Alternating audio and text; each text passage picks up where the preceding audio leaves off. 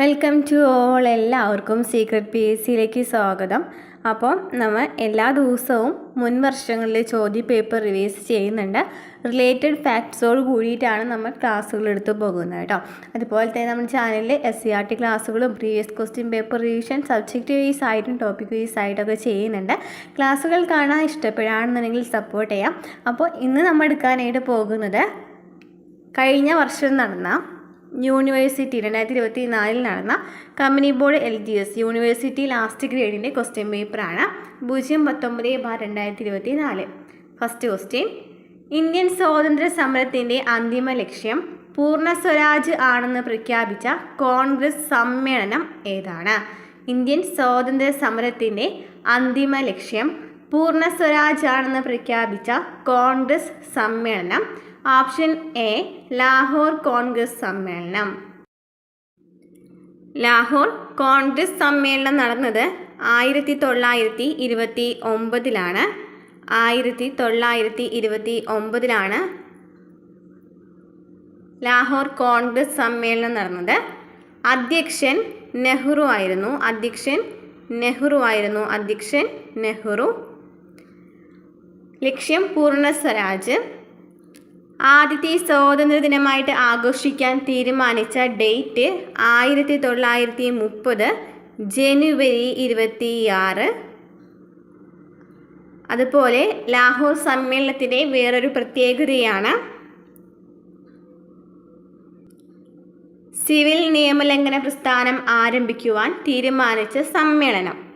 അപ്പോൾ 1929 ലാഹോർ സമ്മേളനവുമായി ബന്ധപ്പെട്ട് PSC ചോദിക്കുന്ന ചോദ്യങ്ങളാണ്. 1929 ലാഹോർ സമ്മേളനത്തിൻ്റെ അധ്യക്ഷൻ ജവഹർലാൽ നെഹ്റു ആണ്. അതുപോലെ 1930 ജനുവരി 26 ആദ്യത്തെ സ്വാതന്ത്ര്യ ദിനമായിട്ട് ആഘോഷിക്കുവാൻ തീരുമാനിച്ച സമ്മേളനം ഏതാണ്? 1929 ലാഹോർ സമ്മേളനമാണ്. നിയമലംഘന പ്രസ്ഥാനം ആരംഭിക്കുവാൻ തീരുമാനിച്ച സമ്മേളനം ഏതാണ്? 1929 ലാഹോർ സമ്മേളനമാണ്. ക്ലിയർ ആയെന്ന് വിചാരിക്കുന്നു. നെക്സ്റ്റ് ക്വസ്റ്റ്യൻ: ഗാന്ധിജിയുടെ നേതൃത്വത്തിൽ ഇന്ത്യൻ നാഷണൽ കോൺഗ്രസ് നടത്തിയ ആദ്യത്തെ ദേശീയ പ്രക്ഷോഭം ഏതാണ്? ഗാന്ധിജിയുടെ നേതൃത്വത്തിൽ INC നടത്തിയ ആദ്യത്തെ ദേശീയ പ്രക്ഷോഭം ഏതാണ്? ഓപ്ഷൻ ബി നിസ്സഹകരണ സമരം.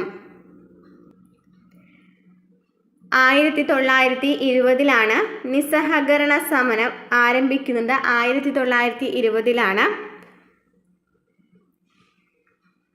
നിസ്സഹകരണ സമരം നിർത്തിവെക്കാനിടയായ സംഭവം 1922 ചേരി ചേരാ സംഭവമാണ്. നിസ്സഹകരണ സമരം നിർത്തിവെക്കാൻ കാരണമായ സംഭവം 1922 ചേരി ചേരാ സംഭവമാണ്. ഇതിൻ്റെ ഭാഗമായി വിദേശ വസ്ത്രങ്ങൾ, കോടതികൾ, വിദ്യാലയങ്ങൾ എന്നിവ ബഹിഷ്കരിച്ചിട്ടുണ്ടായിരുന്നു. അതുപോലെ 1920 ഈ നിസ്സഹകരണ സമരം ആരംഭിക്കാൻ കാരണമായ സമ്മേളനം ചോദിക്കുകയാണെന്നുണ്ടെങ്കിൽ 1920 നാഗ്പൂർ സമ്മേളനമാണ്.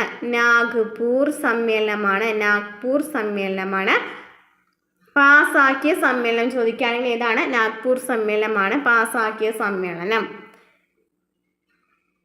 ഇത്രയും ക്വസ്റ്റ്യൻ പഠിച്ചു വയ്ക്കാൻ നിസ്സഹകരണ സമരവുമായി ബന്ധപ്പെട്ട് INCയുമായി ബന്ധപ്പെട്ട് പഠിച്ചിരിക്കേണ്ട ചോദ്യങ്ങളാണ്. ഗാന്ധിജിയുടെ ആദ്യത്തെ ദേശീയ പ്രക്ഷോഭമാണ് നിസ്സഹകരണ സമരം. 1920 നിസ്സഹകരണ സമരം ആരംഭിക്കുന്നത്. നിസ്സഹകരണ സമരം നിർത്തിവെക്കാൻ കാരണമായ സംഭവം 1922 ചേരി ചേരാ സംഭവമാണ്. നിസ്സഹകരണ സമരം പാസാക്കിയ സമ്മേളനം ചോദിക്കുകയാണെന്നുണ്ടെങ്കിൽ 1920 നാഗ്പൂർ സമ്മേളനമാണ്. 1920 നാഗ്പൂർ സമ്മേളനമാണ്. ഇനി സിവിൽ നിയമലംഘന പ്രസ്ഥാനം തുടങ്ങുന്നത് എപ്പോഴാണ്? 1930 ഗാന്ധിജിയുടെ നേതൃത്വത്തിൽ നടന്ന രണ്ടാമത്തെ ദേശീയ പ്രക്ഷോഭമാണ് സിവിൽ നിയമലംഘന പ്രസ്ഥാനം അല്ലെങ്കിൽ ഉപ്പ് സത്യാഗ്രഹം. ഓക്കെ, സിവിൽ നിയമലംഘന സത്യാഗ്രഹമല്ല എന്നുണ്ടെങ്കിൽ ഉപ്പ് സത്യാഗ്രഹം, സിവിൽ നിയമലംഘന പ്രസ്ഥാനമല്ല എന്നുണ്ടെങ്കിൽ ഉപ്പ് സത്യാഗ്രഹം 1930 തുടങ്ങുന്നത് അല്ലേ. 1930 മാർച്ച് 12 മുതൽ മാർച്ച് 12 ആരംഭിച്ചു, ഏപ്രിൽ 6 വരെയായിരുന്നു അല്ലേ, ഏപ്രിൽ 6 വരെയായിരുന്നു. ഇനി പൂർണ്ണ സ്വരാജ് എന്ന് പറയുന്നത് പാസാക്കിയ സമ്മേളനം ഏതായിരുന്നു? 1929 ലാഹോർ സമ്മേളനമാണ്. അപ്പോൾ ഒന്നും കൂടിയും പറയാം, ഗാന്ധിജിയുടെ നേതൃത്വത്തിൽ ഇന്ത്യൻ നാഷണൽ കോൺഗ്രസ് നടത്തിയ ആദ്യത്തെ ദേശീയ പ്രക്ഷോഭമാണ് നിസ്സഹകരണ സമരം. നിസ്സഹകരണ സമരം നടന്നത് 1920 അത് പാസാക്കിയ സമ്മേളനം ചോദിക്കുകയാണെന്നുണ്ടെങ്കിൽ 1920 നാഗ്പൂർ സമ്മേളനമാണ്. ഗാന്ധിജിയുടെ നേതൃത്വത്തിൽ ഇന്ത്യൻ നാഷണൽ കോൺഗ്രസ് ആവിഷ്കരിച്ച ആദ്യത്തെ അഖിലേന്ത്യാ ബഹുജന പ്രസ്ഥാനമാണ്. എന്തായിരുന്നു പ്രധാനപ്പെട്ട ലക്ഷ്യം? ബ്രിട്ടീഷ് ഭരണത്തോട് നിസ്സഹകരിക്കുക എന്നതായിരുന്നു. ഇത് അംഗീകാരം, ഈ നാഗ്പൂർ സമ്മേളനത്തിലാണ് ഈ നിസ്സഹകരണ സമരത്തിന് അംഗീകാരം ലഭിച്ചത്. നിസ്സഹകരണ സമരം നിർത്തിവെക്കാനിടയാക്കിയ സംഭവം 1922 ചൗരി ചൗര സംഭവമാണ്. സിവിൽ നിയമലംഘന പ്രസ്ഥാനം ആരംഭിക്കുന്നത് 1930 ഉപ്പു സത്യാഗ്രഹം എന്ന് പറയുന്നത്.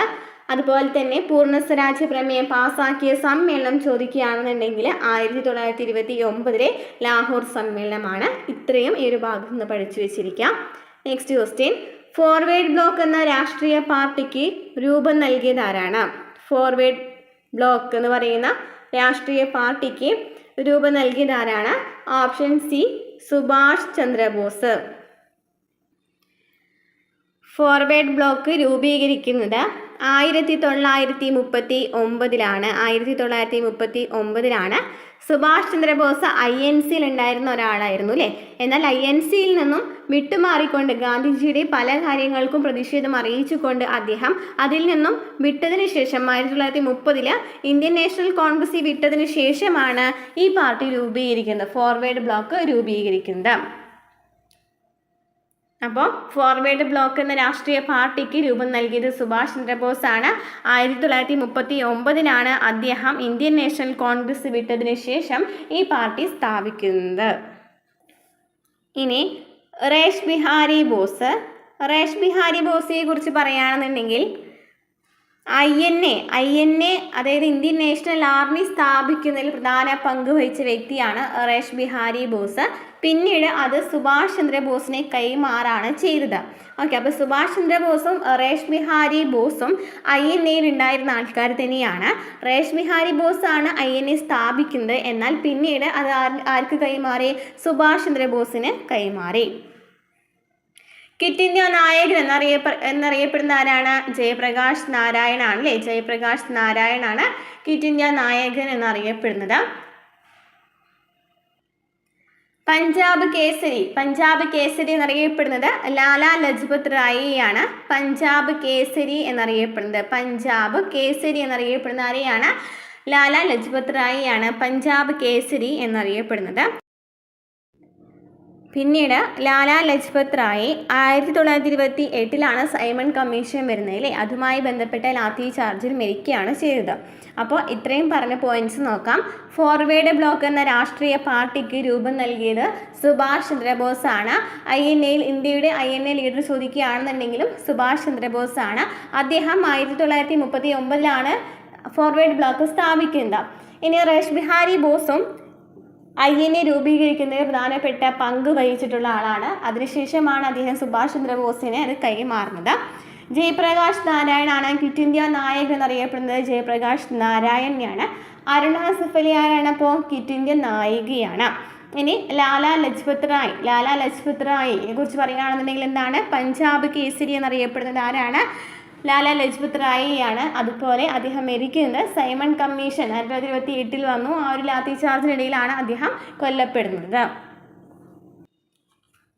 നെക്സ്റ്റ് ക്വസ്റ്റ്യൻ, ഇന്ത്യയുടെ വടക്കു പടിഞ്ഞാറൻ പ്രദേശങ്ങളിൽ നിരവധി സമരങ്ങൾക്ക് നേതൃത്വം നൽകുകയും ദ്വിരാഷ്ട്രവാദത്തെയും ഇന്ത്യയുടെ വിഭജനത്തെയും എതിർക്കുകയും ചെയ്ത നേതാവ്, പിന്നീട് ഇന്ത്യ ഗവൺമെൻറ്റിൻ്റെ പരമോന്നത ബഹുമതിയായ ഭാരതരത്ന ലഭിക്കുകയും ചെയ്ത വ്യക്തി ആരാണ്?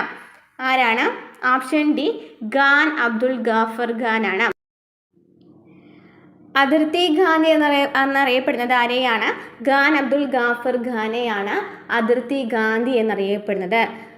അപ്പോൾ അദ്ദേഹം വടക്ക് പടിഞ്ഞാറൻ പ്രദേശങ്ങളിൽ നിരവധി സമരങ്ങൾക്ക് നേതൃത്വം നൽകിയിട്ടുണ്ട്. ഉപ്പു സത്യാഗ്രഹത്തിനൊക്കെ വടക്ക് പടിഞ്ഞാറൻ പ്രദേശങ്ങളിൽ നേതൃത്വം നൽകിയത് ആരാന്ന് ചോദിക്കുകയാണെങ്കിൽ ആരാണ്? ഖാൻ അബ്ദുൽ ഗാഫർ ഖാൻ ആണ്. ദ്വിരാഷ്ട്രവാദത്തെയും ഇന്ത്യയുടെ വിഭജനത്തെയും എതിർക്കുകയും ചെയ്ത നേതാവാണ് അദ്ദേഹം. പിന്നീട് ഇന്ത്യ ഗവൺമെൻറ്റിൻ്റെ പരമോന്നത ബഹുമതിയായ ഭാരതരത്ന ലഭിക്കുകയും ചെയ്ത വ്യക്തിയാണ് ഖാൻ അബ്ദുൽ ഗാഫർ ഖാൻ. അപ്പോൾ നമ്മൾ കഴിഞ്ഞ ഇതിൽ പറഞ്ഞില്ലേ, നമ്മൾ ക്വിറ്റ് ഇന്ത്യ സമര നായിക എന്നറിയപ്പെടുന്ന ആരെയായിരുന്നു? അരുണ അസഫ് അലിയാണ്. അപ്പോൾ അരുണ അസഫ് അലിയാണ് ക്വിറ്റ് ഇന്ത്യ സമര നായിക എന്നറിയപ്പെടുന്നത്. നെക്സ്റ്റ് ക്വസ്റ്റ്യൻ, ചുവടെ തന്നിരിക്കുന്നവരിൽ ആരാണ് ഇന്ത്യൻ സമര കാലഘട്ടത്തിലെ മിതവാദി നേതാക്കളിൽ ഉൾപ്പെടാത്തത്? മിതവാദി നേതാക്കളിൽ ഉൾപ്പെടാത്തത് ആരാണ്? Option A Balagangadhar Tilak, WC Banerjee, Firoz Shah Mehta, Gopalakrishna Gokhale എന്നിവരാണ് മിതവാദി നേതാക്കൾ എന്നറിയപ്പെടുന്നത്. ആരൊക്കെയാണ്? WC ബാനർജി, ഗോപാലകൃഷ്ണ ഗോഖല, ഫിറോസ് ഷാ മേത്ത. മിതവാദി കാലഘട്ടം എന്നറിയപ്പെടുന്നത് 1885 മുതൽ 1907 വരെയാണ്. 1885 മുതൽ 1907 വരെയാണ് മിതവാദി കാലഘട്ടം എന്നറിയപ്പെടുന്നത്. പ്രധാനപ്പെട്ട നേതാക്കളാണ് WC ബാനർജി, ഗോപാലകൃഷ്ണ ഗോഖലെ, ഫിറോസ് ഷാ മേത്ത, ദാദാഭായ് നവറോജി, MG റാനഡെ എന്നിവരൊക്കെ.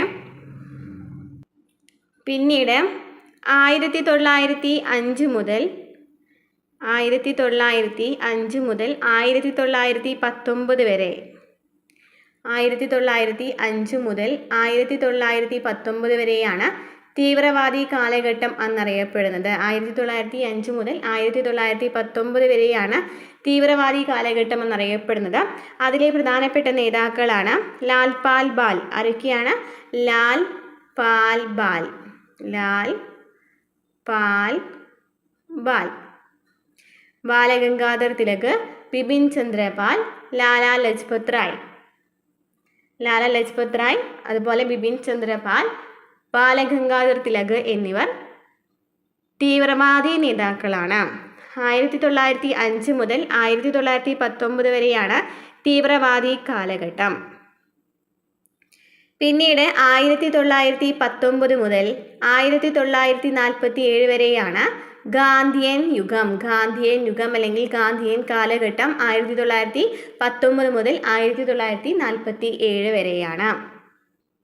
1885 മുതൽ 1905 വരെയാണ് കേട്ടോ.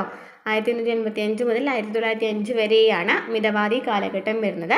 അപ്പോൾ നമ്മൾ പഠിച്ചതൊന്നും കൂടി നോക്കാം.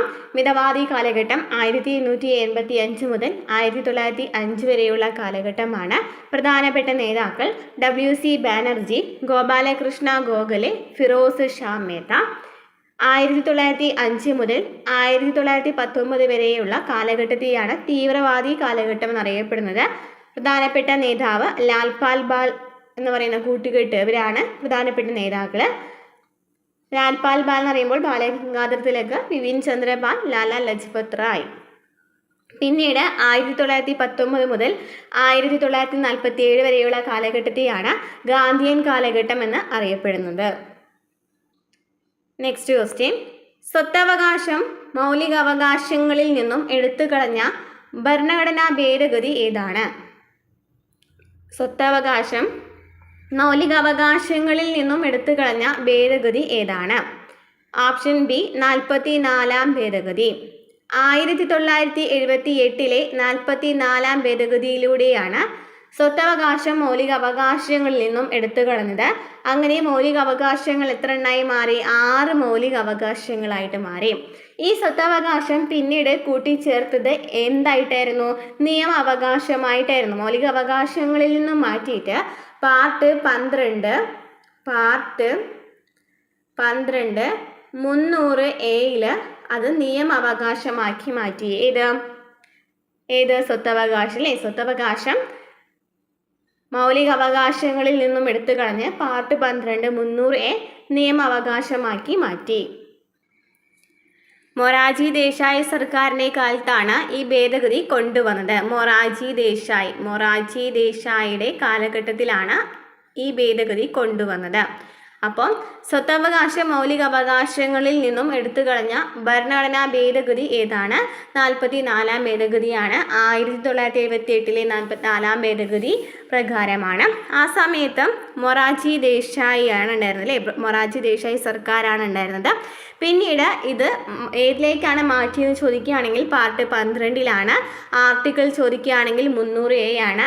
അതെന്താക്കി മാറ്റി? നിയമവകാശമാക്കി മാറ്റി. നിയമവകാശമാക്കി മാറ്റി.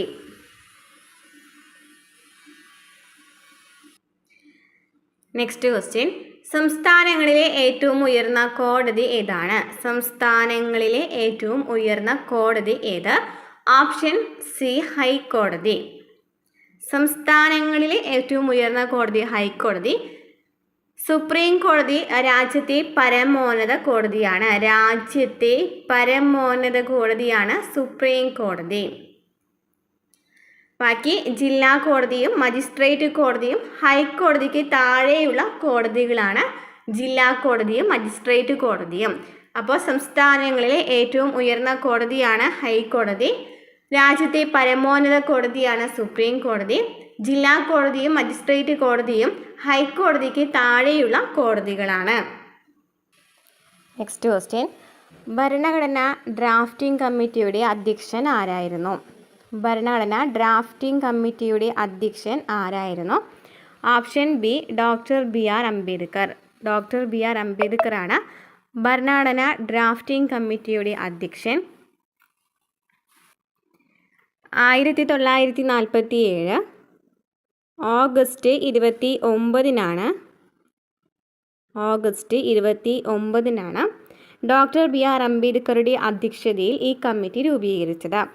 1947 ഓഗസ്റ്റ് 29-നാണ് ഭരണഘടനാ ഡ്രാഫ്റ്റിംഗ് കമ്മിറ്റി രൂപീകരിച്ചത്. ഭരണഘടനാ നിർമ്മാണ സഭയിലെ ഏറ്റവും പ്രധാനപ്പെട്ട സമിതിയാണ് ഈ ഡ്രാഫ്റ്റിംഗ് കമ്മിറ്റി. അപ്പോൾ ഡ്രാഫ്റ്റിംഗ് കമ്മിറ്റിയുടെ അധ്യക്ഷൻ ആരാണ്? ഡോക്ടർ BR അംബേദ്കറാണ്. 1947 ഓഗസ്റ്റ് 29-നാണ് ഇത് രൂപീകരിച്ചത്. ജവഹർലാൽ നെഹ്റു അധ്യക്ഷനായ പ്രധാനപ്പെട്ട കമ്മിറ്റികളാണ് union constitution committee, states committee.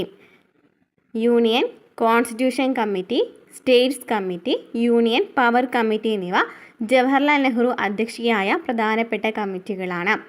അപ്പോൾ ഡോക്ടർ BR അംബേദ്കർ ഡ്രാഫ്റ്റിംഗ് കമ്മിറ്റിയുടെ അധ്യക്ഷൻ, union power committee, union constitution committee, states committee എന്നിവ ജവഹർലാൽ നെഹ്റു അധ്യക്ഷയായ പ്രധാനപ്പെട്ട കമ്മിറ്റിയാണ്. ഡോക്ടർ രാജേന്ദ്ര പ്രസാദ് അധ്യക്ഷയായ പ്രധാനപ്പെട്ട കമ്മിറ്റികളാണ് rules of procedure committee, steering committee, ad hoc committee on national flag. Doctor Rajendra Prasad അധ്യക്ഷനായ പ്രധാനപ്പെട്ട കമ്മിറ്റികളാണ് rules of procedure committee, steering committee, ad hoc committee on national flag എന്നിവ. ഓക്കെ, അപ്പോൾ എന്തൊക്കെയാണ് ഇപ്പോൾ പറഞ്ഞത്? ഭരണഘടനാ ഡ്രാഫ്റ്റിംഗ് കമ്മിറ്റിയുടെ അധ്യക്ഷൻ ആരാണ്? ഡോക്ടർ BR അംബേദ്കറാണ്. 1947 ഓഗസ്റ്റ് 29-നാണ് ഇത് രൂപീകരിക്കുന്നത്. ജവഹർലാൽ നെഹ്റു അധ്യക്ഷനായ പ്രധാനപ്പെട്ട കമ്മിറ്റികളാണ് union power committee, union constitution committee, states committee. Doctor Rajendra Prasad അധ്യക്ഷനായ പ്രധാനപ്പെട്ട കമ്മിറ്റികളാണ് rules of procedure committee, steering committee, ad hoc committee on the national flag. ലോകത്തിലെ ഏറ്റവും വലിയ എഴുതപ്പെട്ട ഭരണഘടനയുള്ള രാജ്യം ഏത്? ലോകത്തിലെ ഏറ്റവും വലിയ എഴുതപ്പെട്ട ഭരണഘടനയുള്ള രാജ്യം ഏത്? Option C India. അപ്പം ലിഖിത ഭരണഘടനയുള്ള രാജ്യങ്ങളാണ് അമേരിക്കയും ഇന്ത്യയും. ലിഖിത ഭരണഘടനയുള്ള രാജ്യങ്ങളാണ് അമേരിക്കയും ഇന്ത്യയും. ഇതിലെ ഏറ്റവും വലിയ ഭരണഘടന, അതായത് ഏറ്റവും വലിയ എഴുതപ്പെട്ട ഭരണഘടന ചോദിക്കുകയാണെങ്കിൽ ഇന്ത്യയാണ്. എന്നാൽ ഏറ്റവും ചെറിയ ഭരണഘടന ചോദിക്കുകയാണെങ്കിൽ, എഴുതപ്പെട്ട അല്ലെങ്കിൽ ലിഖിത ഏറ്റവും ചെറിയ ഭരണഘടന ചോദിക്കുകയാണെങ്കിൽ അമേരിക്കയുടേതാണ്. ഓക്കെ, അപ്പോൾ ഏറ്റവും വലിയ എഴുതപ്പെട്ട ഭരണഘടനയുടെ രാജ്യം ഏതാണ്? ഇന്ത്യയാണ്. ഇനി ബ്രിട്ടന് എഴുതപ്പെട്ട ഭരണഘടനയില്ല. ബ്രിട്ടൻ എന്താണ്? അലിഖിത ഭരണഘടനയാണ്. അതുപോലെ തന്നെ ഫ്രാൻസിനാണെന്നുണ്ടെങ്കിലും അലിഖിത ഭരണഘടനയാണ്. ഓക്കെ, അപ്പം നമുക്ക് എഴുതപ്പെട്ട ഭരണം ചോദിക്കുകയാണെങ്കിൽ ഇന്ത്യയും അമേരിക്കയും പറയാം. നമ്മുടെ ഓപ്ഷനിൽ ഇന്ത്യയും മാത്രമേ ഉള്ളൂ. അത് കാരണം നമുക്ക് അവിടെ കൺഫ്യൂഷൻ വരുന്നില്ല അല്ലേ. അപ്പോൾ ഇന്ത്യയാണ് ഏറ്റവും വലിയ എഴുതപ്പെട്ട ഭരണഘടനയുള്ള രാജ്യം എന്ന് പറയുന്നത്. അല്ലെങ്കിൽ ഏറ്റവും ചെറിയ എഴുതപ്പെട്ട ഭരണഘടനയുള്ള രാജ്യം ചോദിക്കുകയാണെങ്കിൽ ഏതാണ്? അമേരിക്കയാണ്. നെക്സ്റ്റ് ക്വസ്റ്റ്യൻ നോക്കിയാലോ. ഭരണഘടനയുടെ ആമുഖത്തിൽ സൂചിപ്പിച്ചിട്ടുള്ള അടിസ്ഥാന ലക്ഷ്യങ്ങളിൽ ഉൾപ്പെടാത്തത് ഏതാണ്? ആമുഖത്തിൽ, ഭരണഘടനയുടെ ആമുഖത്തിൽ സൂചിപ്പിച്ചിട്ടുള്ള അടിസ്ഥാന ലക്ഷ്യങ്ങളിൽ ഉൾപ്പെടാത്തത് ഏതാണ്? ഓപ്ഷൻ ഡി, മൗലികാവകാശങ്ങൾ. ഭരണഘടനയുടെ ആമുഖത്തിൽ സൂചിപ്പിച്ചിട്ടുള്ളത് ഏതൊക്കെയാണ്? പരമാധികാരം, സ്ഥിതി സമത്വം, റിപ്പബ്ലിക്ക്, അതുപോലെ ജനാധിപത്യം, മതേതരത്വം, സ്വാതന്ത്ര്യം, സാഹോദര്യം എന്നിവയ്ക്കാണ് പ്രധാനപ്പെട്ട ലക്ഷ്യങ്ങൾ എന്ന് പറയുന്നത്. അപ്പോൾ ആമുഖത്തിലെ പ്രധാനപ്പെട്ട ലക്ഷ്യങ്ങൾ ഏതൊക്കെയാണ്? പരമാധികാരം, സ്ഥിതി സമത്വം, റിപ്പബ്ലിക്ക്, ജനാധിപത്യം, മതേതരത്വം, സ്വാതന്ത്ര്യം, സാഹോദര്യം. പരമാധികാരം, സ്ഥിതി സമത്വം, റിപ്പബ്ലിക്ക്, ജനാധിപത്യം, മതേതരത്വം, സ്വാതന്ത്ര്യം, സാഹോദര്യം. മൗലിക അവകാശങ്ങൾ എന്ന് പറയുന്നത് നമുക്കറിയാം 3-ാം ഭാഗത്തിലാണ് അല്ലേ. ഭരണഘടനയുടെ 3-ാം ഭാഗത്തിലാണ് പറയുന്നത്. 12 മുതൽ 35 വരെയാണ് മൗലിക അവകാശങ്ങളെ കുറിച്ചിട്ട് പറയുന്നത്. അപ്പോൾ ഭരണഘടനയുടെ ആമുഖത്തിൽ സൂചിപ്പിച്ചിട്ടുള്ള അടിസ്ഥാന ലക്ഷ്യങ്ങളാണ് പരമാധികാരം, സ്ഥിതി സമത്വം, റിപ്പബ്ലിക്ക്, ജനാധിപത്യം, സാഹോദര്യം, സ്വാതന്ത്ര്യം. അതുപോലെ തന്നെ പരമാധികാരം, സ്ഥിതി സമത്വം, റിപ്പബ്ലിക്ക്, ജനാധിപത്യം, മതേതരത്വം, സ്വാതന്ത്ര്യം, സാഹോദര്യം എന്നിവ. Next question. Kaiser A Hind പദവി ഗാന്ധിജി ബ്രിട്ടീഷ് ഗവൺമെൻറ്റിന് തിരികെ നൽകാൻ ഇടയാക്കിയ സംഭവം ഏതാണ്? കൈസർ എ ഹിന്ദ് പദവി ഗാന്ധിജി ബ്രിട്ടീഷ് ഗവൺമെൻറ്റിന് തിരികെ നൽകാൻ ഇടയാക്കിയ സംഭവം ഏതാണ്? ഓപ്ഷൻ എ, ജാലിയൻ വാലാബാഗ് കൂട്ടക്കൊല. ജാലിയൻ വാലാബാഗ് കൂട്ടക്കൊല നടന്നത് എന്നാണ്? 1919 ജാലിയൻ വാലാബാഗ് കൂട്ടക്കൊല നടന്നത്. 1919 ഏപ്രിൽ 13. 1919 ഏപ്രിൽ 13 ജാലിയൻ വാലാബാഗ് കൂട്ടക്കൊല നടന്നത്. 1919 ഏപ്രിൽ 13 ജാലിയൻ വാലാബാഗ് കൂട്ടക്കൊല നടന്നത്. അപ്പോൾ ഈ ജാലിയൻ വാലാബാഗ് കൂട്ടക്കൊല പറയുന്നതിന് മുമ്പ് തന്നെ നമുക്ക് പഠിക്കേണ്ട ഒരു നിയമമാണ് റൗളത്ത് നിയമം. കഴിഞ്ഞ ക്വസ്റ്റ്യൻ പേപ്പർ നമ്മൾ ഡിസ്കസ് ചെയ്തപ്പോൾ അതിലുണ്ടായിരുന്ന ക്വസ്റ്റ്യൻ റൗളത്ത് നിയമത്തെ കുറിച്ചിട്ടായിരുന്നു അല്ലേ. അപ്പോൾ ഇന്നത്തെ ക്വസ്റ്റ്യൻ പേപ്പറിൽ ചോദിച്ചിരിക്കുന്നത് ജാലിയൻ വാലാബാഗ് കൂട്ടക്കൊലയെ കുറിച്ചിട്ടാണ്. അപ്പോൾ റൗളത്ത് നിയമം നടന്നത് എന്നാണ്? 1919 റൗളത്ത് നിയമം അല്ലേ. കരി നിയമം എന്നൊക്കെ ഗാന്ധിജി ഇതിനെ വിശേഷിപ്പിച്ചിട്ടുണ്ടായിരുന്നു. വിചാരണ കൂടാതെ തടവിലാക്കാമെന്നൊക്കെ പറയുന്ന ഒരു നിയമമാണ് അതല്ലേ. അപ്പോൾ അതിനെതിരെയായിട്ട് പഞ്ചാബിൽ പ്രതിഷേധിച്ചിട്ടുള്ള ആൾക്കാരായിരുന്നു സൈഫുദ്ദീൻ കിച്ചിലിയും ഡോക്ടർ സത്യപാലും. സൈഫുദ്ദീൻ കിച്ചിലുവും അതുപോലെ തന്നെ ഡോക്ടർ സത്യപാലും. അപ്പോൾ ഇവരെ അറസ്റ്റ് ചെയ്തതുമായി ബന്ധപ്പെട്ടിട്ട് ഒരു യോഗം നടത്താണ് ഒരു മൈതാനത്ത്. എവിടെയാണ്? അമൃത്സറിലെ, പഞ്ചാബിലെ അമൃത്സറിൽ വെച്ചിട്ട് ഒരു യോഗം നടത്താണ്. അപ്പോൾ അതിന് വേണ്ടിയിട്ട് മൈക്കിൾ ഓഡയറാണ് ഇവരെ വധിക്കാനായിട്ട് ഓർഡർ ഇടുന്നത് അല്ലേ. ആരാണ്? മൈക്കിൾ ഓഡയറാണ്. അങ്ങനെ ജാലിയൻ വാലാബാഗ് കൂട്ടക്കൊല ആ സമയത്ത് കുറേ പേര് മരിക്കുകയാണല്ലേ. അങ്ങനെ മരിച്ചതിന് ശേഷം ഈ മൈക്കിൾ ഓഡയറിനെ ആരാ കൊല്ലുന്നത് അറിയോ? മൈക്കിൾ ഓഡയറിനെ കൊല്ലുന്ന ആരാണ്? ഉദ്ധം സിംഗ് ആണ്. ഉദ്ധം സിംഗ് 1940 ഈ മൈക്കിൾ ഓഡയറിനെ കൊല്ലുന്നുണ്ട്. ഓക്കെ, പിന്നീട് പഠിക്കാം അതിനെക്കുറിച്ച് ഡീറ്റെയിൽ ആയിട്ട്. അപ്പോൾ ഇതിൻ്റെ ഫലമായിട്ട് കൈസർ എ ഹിന്ദ് എന്ന് പറയുന്ന പദവി ഗാന്ധിജി ബ്രിട്ടീഷ് ഗവൺമെൻറ് തിരികെ നൽകി. അതുപോലെ തന്നെ ചോദിക്കാവുന്ന ഒരു ക്വസ്റ്റ്യൻ ആണ്, രവീന്ദ്രനാഥ ടാഗോർ സർ പദവി. ടാഗോർ ഏതാ പദവിയാണ്? സർ പദവി. ടാഗോർ സർ പദവി നൽകിയതും ഏതുമായി ബന്ധപ്പെട്ടതാണ് ചോദിക്കുകയാണെങ്കിൽ ഏതാണ്? ജാലിയൻ വാലാബാഗ് കൂട്ടക്കൊലയാണ്. ഓക്കെ, അപ്പോൾ ജാലിയൻ വാലാബാഗ് കൂട്ടക്കൊലയുമായി ബന്ധപ്പെട്ടിട്ട് രവീന്ദ്രനാഥ ടാഗോർ സർ പദവി തിരിച്ചു നൽകി. അതുപോലെ ഗാന്ധിജി കൈസർ എ ഹിന്ദ് പദവി തിരിച്ചു നൽകി. ഇനി ജാലിയൻ വാലാബാഗ് കൂട്ടക്കൊല നടന്നെന്നാണ്? 1919 ഏപ്രിൽ 13 എവിടെ വെച്ചിട്ടാണ്? പഞ്ചാബിലെ അമൃത്സറിൽ വെച്ചിട്ടാണ്. എന്തിനു വേണ്ടിയിട്ടായിരുന്നു? ആ സമയത്ത് റൗളത്ത് ആക്ടിനെതിരെ പ്രതിഷേധിച്ച നേതാക്കളാണ് സൈഫുദ്ദീൻ കിച്ചിലുവും ഡോക്ടർ സത്യപാലും. ഇവരെ അറസ്റ്റ് ചെയ്യുന്നതുമായിട്ട് പ്രതിഷേധിച്ചിട്ടാണ് ഒരു യോഗം നടത്തുന്നത് അല്ലേ. അതിൻ്റെ ഫലമായിട്ടാണ് ബ്രിട്ടീഷുകാർ വന്ന് അവരെ കൊല്ലുന്നത്. ഓക്കെ, ഇത്രയും ക്ലിയർ ആയെന്ന് വിചാരിക്കുന്നു. Next question. ഇനി ക്ഷേത്ര നിർമ്മാണമല്ല വിദ്യാലയ നിർമ്മാണമാണ് ജനതയ്ക്ക് വേണ്ടത്. പ്രധാന ദേവാലയം വിദ്യാലയം തന്നെയാകണം എന്ന് ആഹ്വാനം ചെയ്ത സാമൂഹ്യ പരിഷ്കർത്താവ് ആര്? ഇനി ക്ഷേത്ര നിർമ്മാണമല്ല വിദ്യാലയ നിർമ്മാണമാണ് ജനതയ്ക്ക് വേണ്ടത്. പ്രധാന ദേവാലയം വിദ്യാലയം തന്നെയാകണം എന്ന് ആഹ്വാനം ചെയ്ത സാമൂഹ്യ പരിഷ്കർത്താവ് ആര്? ഓപ്ഷൻ സി ശ്രീനാരായണ ഗുരു. ശ്രീനാരായണ ഗുരു. ശ്രീനാരായണ ഗുരു എന്തൊക്കെയാണ് പറഞ്ഞത്? ഇനി ക്ഷേത്ര നിർമ്മാണമല്ല വിദ്യാലയ നിർമ്മാണമാണ് ജനതയ്ക്ക് വേണ്ടത്. പ്രധാനപ്പെട്ട ദേവാലയം വിദ്യാലയം തന്നെയാകണം എന്ന് പറഞ്ഞു. ജനങ്ങൾക്ക് വിദ്യാഭ്യാസം നൽകുന്നതിലൂടെയാണ് അവരെ നന്നാക്കാൻ സാധിക്കുകയെന്ന് അദ്ദേഹം വിശ്വസിച്ചിട്ടുണ്ടായിരുന്നു. അപ്പോൾ ശ്രീനാരായണ ഗുരു ആണ് പറഞ്ഞത് ഇനി ക്ഷേത്ര നിർമ്മാണമല്ല വിദ്യാലയ നിർമ്മാണമാണ് ജനതയ്ക്ക് വേണ്ടത്. പ്രധാന ദേവാലയം വിദ്യാലയം തന്നെയാകണം എന്ന് ആഹ്വാനം ചെയ്ത സാമൂഹ്യ പരിഷ്കർത്താവ് ആരാണ്? ശ്രീനാരായണ ഗുരു ആണ്. ഇനി ചട്ടമ്പി സ്വാമികളുടെ യഥാർത്ഥ പേര് എന്താണ്? നെക്സ്റ്റ് ക്വസ്റ്റ്യൻ ആണ്, ചട്ടമ്പി സ്വാമികളുടെ യഥാർത്ഥ പേര് എന്താണ്? Option C Ayyappan. അയ്യപ്പൻ കുഞ്ഞൻ പിള്ള എന്നൊക്കെ അറിയപ്പെടുന്നത് ചട്ടമ്പി സ്വാമികളെയാണ്. അയ്യപ്പൻ കുഞ്ഞൻ പിള്ള. അയ്യപ്പൻ കുഞ്ഞൻ പിള്ള എന്നറിയപ്പെടുന്നത് ചട്ടമ്പി സ്വാമികളെയാണ്.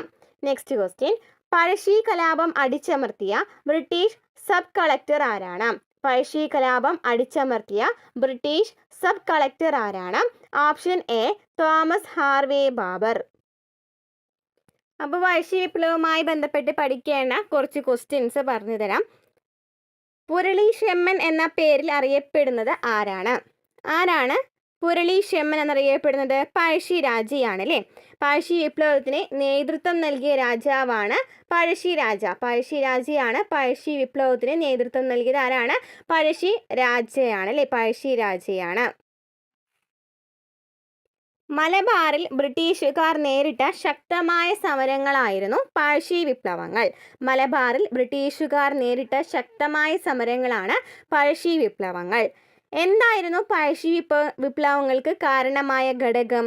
ബ്രിട്ടീഷുകാർ നടപ്പിലാക്കിയ നികുതി പരിഷ്കാരങ്ങളാണ്. ബ്രിട്ടീഷുകാർ നടപ്പിലാക്കിയ നികുതി പരിഷ്കാരങ്ങളാണ് പഴശ്ശി കലാപത്തിന് പ്രധാനപ്പെട്ട കാരണം. ചോദിക്കുകയാണെങ്കിൽ ഏതാണ്?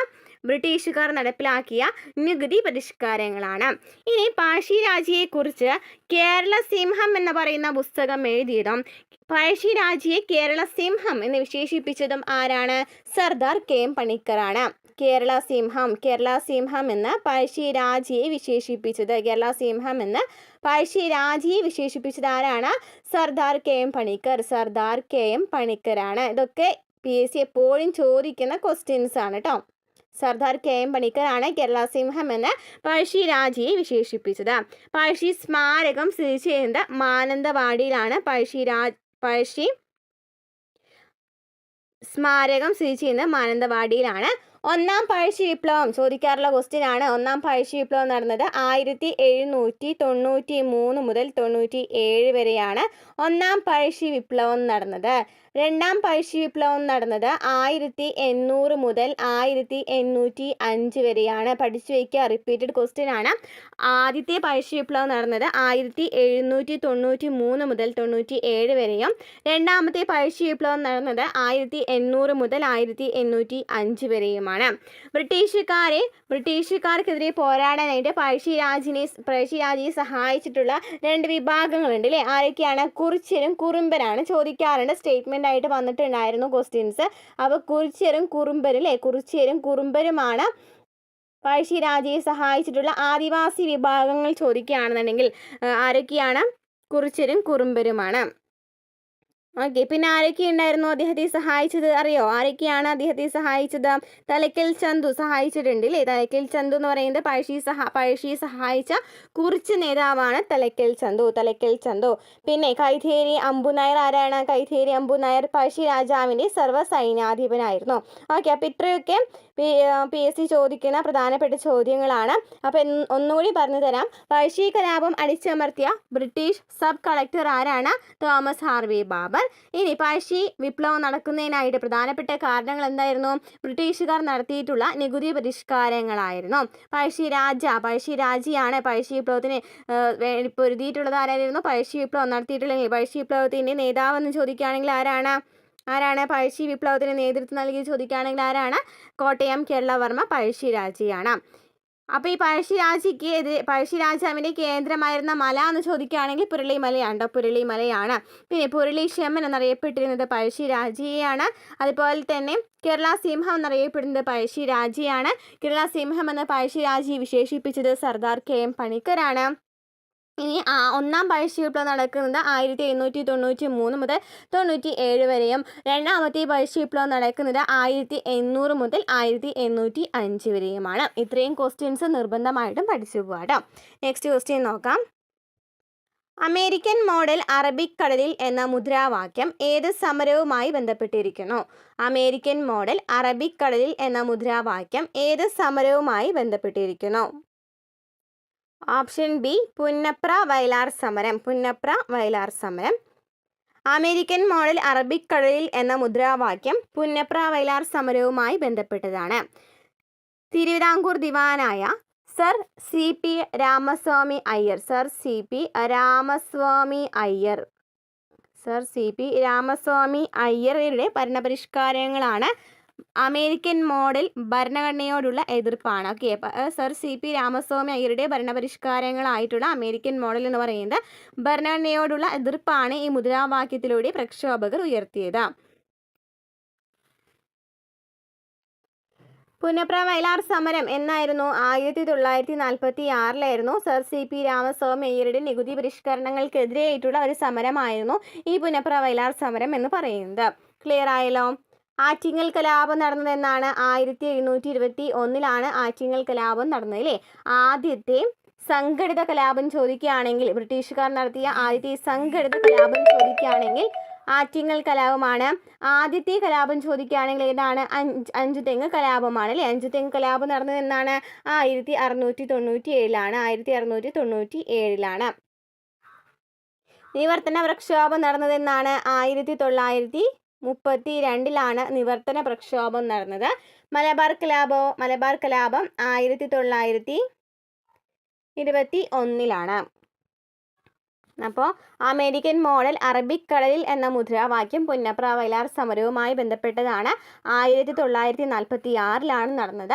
ആറ്റിങ്ങൽ കലാപം 1721 നടന്നു. PSCയുടെ എപ്പോഴും ചോദിക്കുന്ന ഒരു ക്വസ്റ്റ്യൻ ആണ് അല്ലേ? ബ്രിട്ടീഷുകാർ നടത്തിയിട്ടുള്ള ആദ്യ സംഘടിത കലാപം ഏതാണ്?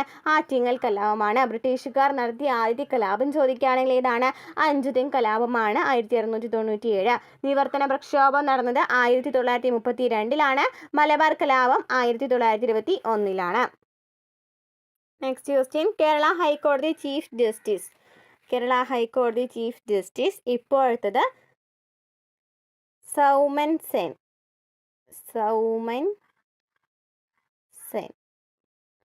കേരള ഹൈക്കോടതി ചീഫ് ജസ്റ്റിസ് ഇപ്പോഴത്തെ ആരാണ്?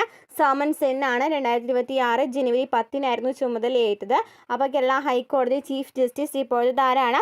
സൗമൻ സെൻ ആണ്.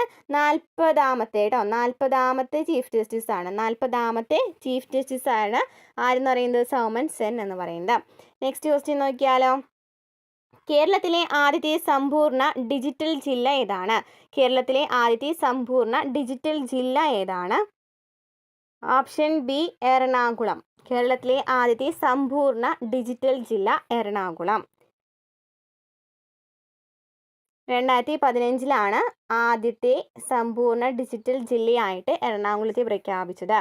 Next, transfer of power in India എന്ന ഗ്രന്ഥത്തിൻ്റെ കർത്താവ് ആരാണ്? Transfer of power in India എന്ന ഗ്രന്ഥത്തിൻ്റെ കർത്താവ് ആരാണ്? VP മേനോനാണ്. Next question. താഴെ പറയുന്നതിൽ ഫ്രാൻസിൻ്റെ അധിനിവേശ പ്രദേശം ഏതാണ്? ഫ്രാൻസിൻ്റെ അധിനിവേശ പ്രദേശങ്ങൾ ഏതൊക്കെയാണ്? പോണ്ടിച്ചേരി, മാഹി, കാരക്കൽ, യാനം എന്നിവ ഫ്രാൻസിൻ്റെ അധിനിവേശ പ്രദേശങ്ങളാണ്. പോണ്ടിച്ചേരി, മാഹി, കാരക്കൽ, യാനം. ഇനി ഗോവ, ദാമൻ ദിയു എന്നിവ ആരുടേതാണ്? പോർച്ചുഗീസുകാരുടെ അധിനിവേശ പ്രദേശങ്ങളാണ് ഗോവ, ദാമൻ ദിയു. പോർച്ചുഗീസുകാരുടെ അധിനിവേശ പ്രദേശങ്ങളാണ് ഗോവ, ദാമൻ ദിയു. അപ്പോൾ ഫ്രാൻസിൻ്റെ അധിനിവേശ പ്രദേശങ്ങൾ ഏതൊക്കെയാണ്? പോണ്ടിച്ചേരി, മാഹി, കാരക്കൽ, യാനം. അതുപോലെ തന്നെ പോർച്ചുഗീസുകാരുടെ അധിനിവേശ പ്രദേശങ്ങളാണ് ഗോവ, ദാമൻ ദിയു. Next question. സംസ്ഥാന പുനഃസംഘടനാ കമ്മീഷനിലെ മലയാളിയായ അംഗം ആരാണ്? മലയാളിയായ അംഗമാണ് ചോദിച്ചിരിക്കേണ്ട. ഓപ്ഷൻ ഡി ആണ്, സർദാർ കെ എം പണിക്കരാണ് അല്ലേ. സർദാർ കെ എം പണിക്കരാണ് സംസ്ഥാന പുനഃസംഘടനാ കമ്മീഷനിലെ മലയാളിയായ അംഗം. സംസ്ഥാന പുനഃസംഘടനാ കമ്മീഷൻ നിലവിൽ വന്നത് എന്നാണ് 1953 അങ്ങനെ ഫസൽ അലി ആയിരുന്നു അധ്യക്ഷൻ ചോദിക്കുകയാണെങ്കിൽ ആരാണ്? ഫസൽ അലിയാണ് അധ്യക്ഷൻ. ഫസൽ അലിയാണ്. മറ്റ് അംഗങ്ങളാണ് HN ഗുൻസ്രുവും കെ എം പണിക്കരും. മലയാളിയായിട്ടുള്ള അംഗമാണ് കെ എം പണിക്കർ. പഠിച്ചു വയ്ക്കുക, ഇമ്പോർട്ടൻ്റ് ആണ്. ഈ ക്വസ്റ്റ്യൻ റിപ്പീറ്റഡ് ആണ്.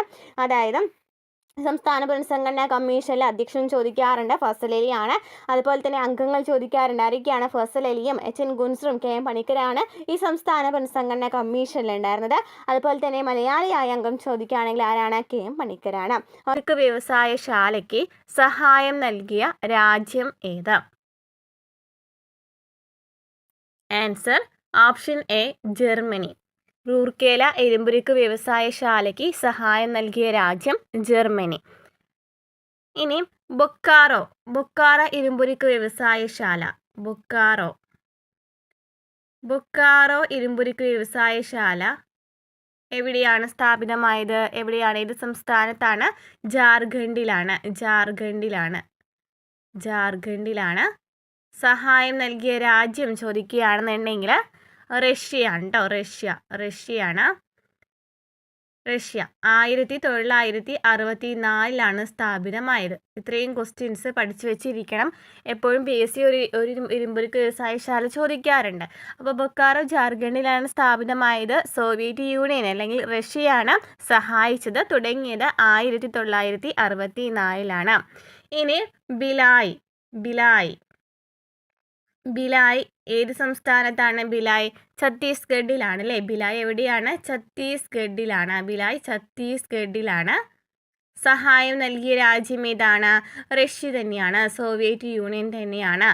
ഇനി എന്നാണ് ഇത് തുടങ്ങിയ വർഷം ചോദിക്കുകയാണെങ്കിലോ 1959.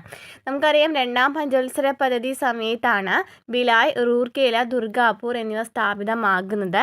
എന്നാൽ ബൊക്കാറോ എപ്പോഴാണ് സ്ഥാപിതമായത്? ബൊക്കാറോ മൂന്നാം പഞ്ചവത്സര പദ്ധതി സമയത്താണ് അല്ലേ. അപ്പോൾ രണ്ടാം പഞ്ചവത്സര പദ്ധതി സമയത്താണ് ഭിലായ്, റൂർക്കേല, ദുർഗാപൂർ ഒക്കെ സ്ഥാപിതമായിട്ടുള്ളത്. അപ്പോൾ ഇത് മൂന്നും സ്ഥാപിതമായിട്ടുള്ളത് 1959. അപ്പോൾ ഭിലായ് ഛത്തീസ്ഗഡിലാണ്. റഷ്യയാണ് സഹായം നൽകിയത്. 1959 സ്ഥാപിതമായത്. ക്ലിയർ ആയല്ലോ. പിന്നെ നമ്മൾ എന്താ പറഞ്ഞത്? റൂർക്കേല അല്ലേ. റൂർക്കേല ജർമ്മനിയാണെന്ന് പറഞ്ഞു അല്ലേ. ജർമ്മനിയാണ് സഹായം നൽകിയത്. റൂർക്കേല എവിടെയാണ്? ഒഡീഷയിലാണ്. അപ്പോൾ ഇയർ ചോദിക്കുകയാണെങ്കിൽ ഏതാണ്? 1959. ഇനി ഏതാണ് പറയാത്തത്? ഏതാണ്? റൂർക്കേല പറഞ്ഞു അല്ലേ. അതുപോലെ തന്നെ ദുർഗാപൂർ എവിടെയാണ്? ദുർഗാപൂർ എവിടെയാണ്? പശ്ചിമ ബംഗാളിലല്ലേ. ദുർഗാപൂർ അല്ലേ, പശ്ചിമ ബംഗാളിലാണ്. ദുർഗാപൂർ പശ്ചിമ ബംഗാളിലാണ്. സഹായം നൽകിയത് ആരാണ്? സഹായം നൽകിയത് ബ്രിട്ടനാണ് കേട്ടോ. ബംഗാളാണ്. സഹായം നൽകിയത് ബ്രിട്ടനാണ്. അതുപോലെ തന്നെ ഇയർ ചോദിക്കുകയാണെങ്കിൽ 1959. അപ്പോൾ ഇന്ത്യയിലെ പ്രധാനപ്പെട്ട ഇരുമ്പുരുക്ക് വ്യവസായശാലകൾ ഇതൊക്കെയാണ്. ബൊക്കാറോ ജാർഖണ്ഡ് സംസ്ഥാനത്താണ്. ബൊക്കാറോ ഇരുമ്പുരുക്ക് വ്യവസായശാലയ്ക്ക് സഹായം നൽകിയ രാജ്യമാണ് റഷ്യ. 1964 സ്ഥാപിതമായത്. ഭിലായ് ഛത്തീസ്ഗഡ്, റഷ്യയാണ് സഹായം നൽകിയത്. 1959 സ്ഥാപിതമായത്. റൂർക്കേല ഒഡീഷ ജർമ്മനിയുടെ സഹായത്തോടു കൂടി സ്ഥാപിതമായതാണ് 1959. ഇനി ദുർഗാപൂർ എവിടെയാണ്? പശ്ചിമ ബംഗാളിലാണ്. ബ്രിട്ടൻ്റെ സഹായത്തോടെ രൂപീകൃതമായതാണ്. അതുപോലെ തന്നെ വർഷം 1959. ക്ലിയർ ആയെന്ന് വിചാരിക്കേണ്ട. നെക്സ്റ്റ് ക്വസ്റ്റ്യൻ എന്താണ്? ഇന്ത്യൻ ബഹിരാകാശ വകുപ്പിൻ്റെ ചൊവ്വാ ദൗത്യത്തിൻ്റെ പേരെന്താണ്? മംഗൾയാനാണ് അല്ലേ. മംഗൾയാനാണ്. അപ്പോൾ ഇന്ത്യൻ ബഹിരാകാശ വകുപ്പിൻ്റെ ചൊവ്വാ ദൗത്യത്തിൻ്റെ പേര് മംഗൾയാൻ. ഇനി ചാന്ദ്രദൗത്യം ചോദിക്കുകയാണെങ്കിൽ ഏതാണ്? ചന്ദ്രയാനാണ് അല്ലേ. ചന്ദ്രയാനാണ്. ചാന്ദ്രദൗത്യം ചോദിക്കുകയാണെന്നുണ്ടെങ്കിൽ ഇന്ത്യയുടെ ആദ്യത്തെ സൗരദൗത്യം ചോദിക്കുകയാണെങ്കിൽ ആദിത്യയാണ്. സൂര്യനെക്കുറിച്ചുള്ള പഠനത്തിന് വേണ്ടി വിക്ഷേപിച്ചിട്ടുള്ളതാണ് അല്ലേ ആദിത്യ. ഇനി ആര്യഭട്ടയോ? ആര്യഭട്ട 1975 ആര്യഭട്ട വിക്ഷേപിച്ചെന്താണ്? 1975 ആര്യഭട്ട എന്ന് വെച്ചാൽ എന്താണ്? സോവിയറ്റ് യൂണിയൻ, റഷ്യ വിക്ഷേപിച്ചിട്ടുള്ള, റഷ്യയുടെ സഹായത്തോടു കൂടി വിക്ഷേപിച്ച ഇന്ത്യയിൽ നിന്നും ആദ്യത്തെ കൃത്രിമ ഉപഗ്രഹമാണ് ആര്യഭട്ട എന്ന് പറയുന്നത്. അപ്പോൾ സോവിയറ്റ് യൂണിയൻ വിക്ഷേപിച്ച ഇന്ത്യയുടെ ആദ്യത്തെ കൃത്രിമ ഉപഗ്രഹമാണ് ആര്യഭട്ട. 1975 ഏപ്രിൽ 19 ഇത് വിക്ഷേപിച്ചത്. ഓക്കെ, ഇത്രയും ക്വസ്റ്റ്യൻസ് ക്ലിയർ ആയല്ലോ. നെക്സ്റ്റ് ക്വസ്റ്റ്യൻ, 2024 G20 ഉച്ചകോടി നടക്കുന്ന രാജ്യം ഏതാണ്? 2024 G20 ഉച്ചകോടി നടക്കുന്ന രാജ്യം ഏതായിരുന്നു? ബ്രസീലായിരുന്നു. Option B ബ്രസീലായിരുന്നു. 2025 പഠിച്ചു വെച്ചിരിക്കണം. 2025 G20 ഉച്ചകോടി നടന്ന രാജ്യം ചോദിക്കുകയാണെങ്കിൽ സൗത്ത് ആഫ്രിക്കയാണ്. ജോഹന്നാസ്ബർഗിലെ സൗത്ത് ആഫ്രിക്കയാണ് കേട്ടോ. South ആഫ്രിക്കയാണ് 2025 G20 south ആഫ്രിക്കയാണ്. 2026 നടക്കാനായിട്ട് പോകുന്നത് യുണൈറ്റഡ് സ്റ്റേറ്റ്സ് മിയാമി എന്നാണ് പറയുന്നത്. United States Miami. ഓക്കെ, അപ്പോൾ 2025 പഠിച്ചു വെച്ചിരിക്കുക സൗത്ത് ആഫ്രിക്കയാണ്. 2024 ബ്രസീലായിരുന്നു. നെക്സ്റ്റ് ക്വസ്റ്റ്യൻ, ചന്ദ്രയാൻ 3 ദൗത്യത്തിൻ്റെ റോവർ അറിയപ്പെടുന്നത്? ചന്ദ്രയാൻ 3 ദൗത്യത്തിൻ്റെ റോവർ അറിയപ്പെടുന്നത് option B Pragyan rover. Vikram എന്തായിരുന്നു? വിക്രം ലാൻഡർ ആയിരുന്നു. വിക്രം, അതുപോലെ തന്നെ Pragyan rover. Next question, Himalayan പർവ്വതനിരയെ സംബന്ധിച്ച പ്രസ്താവനകളിൽ ശരിയായത് കണ്ടെത്തുക. ഹിമാലയൻ പർവ്വതനിരയിൽ ഏറ്റവും ഉയരം കൂടിയ നിരയാണ് ഹിമാദ്രി. ശരിയാണ്. ഹിമാലയൻ പർവ്വതനിരയിൽ ഏറ്റവും ഉയരം കൂടിയ നിര ഹിമാദ്രി. ലോകത്തിലെ ഏറ്റവും ഉയരമുള്ള കൊടുമുടിയായ മൗണ്ട് എവറസ്റ്റ് ഇന്ത്യയിൽ സ്ഥിതി ചെയ്യുന്നു എന്ന് പറയുന്നു. തെറ്റാണ് അല്ലേ? ലോകത്തിലെ ഏറ്റവും ഉയരമുള്ള കൊടുമുടി മൗണ്ട് എവറസ്റ്റ് ആണ്. സ്ഥിതി ചെയ്യുന്നത് എവിടെയാണ്? നേപ്പാളിലാണ് മൗണ്ട് എവറസ്റ്റ് സ്ഥിതി ചെയ്യുന്നത്. ഇനി സിന്ധു, ഗംഗ, ബ്രഹ്മപുത്ര എന്നീ നദികൾ ഹിമാലയൻ നദികൾ എന്നറിയപ്പെടുന്നു. അതും ശരിയാണ്. അപ്പോൾ തന്നിരിക്കുന്നതിൽ ശരിയായിട്ടുള്ളത് ഏതാണ്? 1ഉം 3ഉം ആണ് അല്ലേ? ഓപ്ഷൻ സി ആണ് വരുന്നത്. ഹിമാലയൻ പർവ്വതനിരയിൽ ഏറ്റവും ഉയരം കൂടിയ നിര ഹിമാദ്രി. ലോകത്തിലെ ഏറ്റവും ഉയരമുള്ള കൊടുമുടിയായ മൗണ്ട് എവറസ്റ്റ് ഇന്ത്യയിലാണോ? അല്ല അല്ലേ, നേപ്പാളിലാണ് സ്ഥിതി ചെയ്യുന്നത്. സിന്ധു, ഗംഗ, ബ്രഹ്മപുത്ര എന്നീ നദികൾ ഹിമാലയൻ നദികൾ എന്നും അറിയപ്പെടുന്നു. നെക്സ്റ്റ് ക്വസ്റ്റ്യൻ, ഇന്ത്യയുടെ അതിർത്തി രാജ്യങ്ങളുമായി ബന്ധപ്പെട്ട പ്രസ്താവനകളിൽ ശരിയായത് കണ്ടെത്തുക. 7 രാജ്യങ്ങൾ ഇന്ത്യയുമായി അതിർത്തി പങ്കിടുന്നു. 7 രാജ്യങ്ങൾ ഇന്ത്യയുമായി അതിർത്തി പങ്കിടുന്നു. 7 രാജ്യങ്ങൾ ഇന്ത്യയുമായിട്ട് കര അതിർത്തി പങ്കിടുന്നതാണ്. 7 രാജ്യങ്ങൾ. ശരിക്കും പറഞ്ഞാൽ 9 രാജ്യങ്ങളാണ് അതിർത്തി പങ്കിടുന്നത്. ഇതിൽ 7 രാജ്യങ്ങൾ കര അതിർത്തി പങ്കിടുന്നതാണ്. ബംഗ്ലാദേശുമായി ഇന്ത്യ ഏറ്റവും കൂടുതൽ ദൂരം അതിർത്തി പങ്കിടുന്നു. ബംഗ്ലാദേശുമായിട്ടാണ് ഇന്ത്യ ഏറ്റവും കൂടുതൽ ദൂരം അതിർത്തി പങ്കിടുന്നത്. അഫ്ഗാനിസ്ഥാനുമായി ഇന്ത്യ ഏറ്റവും കുറഞ്ഞ ദൂരം അതിർത്തി പങ്കിടുന്നു. അപ്പോൾ 9 രാജ്യങ്ങൾ ഇന്ത്യയുമായി അതിർത്തി പങ്കിടുന്നുണ്ട്. അതിൽ 7 രാജ്യങ്ങളാണ് ഇന്ത്യയുമായി കര അതിർത്തി പങ്കിടുന്നത്. ബംഗ്ലാദേശുമായാണ് ഇന്ത്യ ഏറ്റവും കൂടുതൽ ദൂരം അതിർത്തി പങ്കിടുന്നത്. അഫ്ഗാനിസ്ഥാനുമായി ഇന്ത്യ ഏറ്റവും കുറഞ്ഞ ദൂരം അതിർത്തി പങ്കിടുന്നു. അപ്പോൾ അന്ന് നമുക്ക് തന്നിട്ടുള്ളതിൽ ഓപ്ഷൻ ഡി ആയിരുന്നു. എല്ലാം ശരിയാണ് എന്ന് തന്നെയായിരുന്നു. അപ്പോൾ PSCയിലെ ആൻസർ കീ പ്രകാരം ഓപ്ഷൻ ഡി എല്ലാം ശരിയാണെന്നാണ് കൊടുത്തിരുന്നത് കേട്ടോ. 9 ശരിക്കും പറഞ്ഞാൽ അതിർത്തി പങ്കിടുന്നത്. കര അതിർത്തി പങ്കിടുന്നു എന്ന് ചോദിക്കുകയാണെങ്കിലാണ് 7 രാജ്യങ്ങൾ വരുന്നത്. നെക്സ്റ്റ് ക്വസ്റ്റ്യൻ, ഇന്ത്യയുടെ തീരപ്രദേശം സംബന്ധിച്ച പ്രസ്താവനകളിൽ തെറ്റായത് കണ്ടെത്തുക. പടിഞ്ഞാറൻ തീരസമതലം അറബിക്കടലിനും പശ്ചിമഘട്ടത്തിനും ഇടയിലാണ്. ശരിയാണല്ലോ. പടിഞ്ഞാറൻ തീരസമതലം അറബിക്കടലിനും പശ്ചിമഘട്ടത്തിനും ഇടയിലാണ്. പടിഞ്ഞാറൻ തീരസമതലത്തിൽ ഉൾപ്പെട്ടതാണ് കോറമാണ്ടൽ തീരസമതലം. തെറ്റാണ്. കോറമാണ്ടൽ തീരസമതലം, വടക്കൻ സിർക്കാസിസ് എന്നിവ എവിടെയാണ് വരുന്നത്? പടിഞ്ഞാറല്ല അല്ലേ വരുന്നത്. എവിടെയാണ് വരുന്നത്?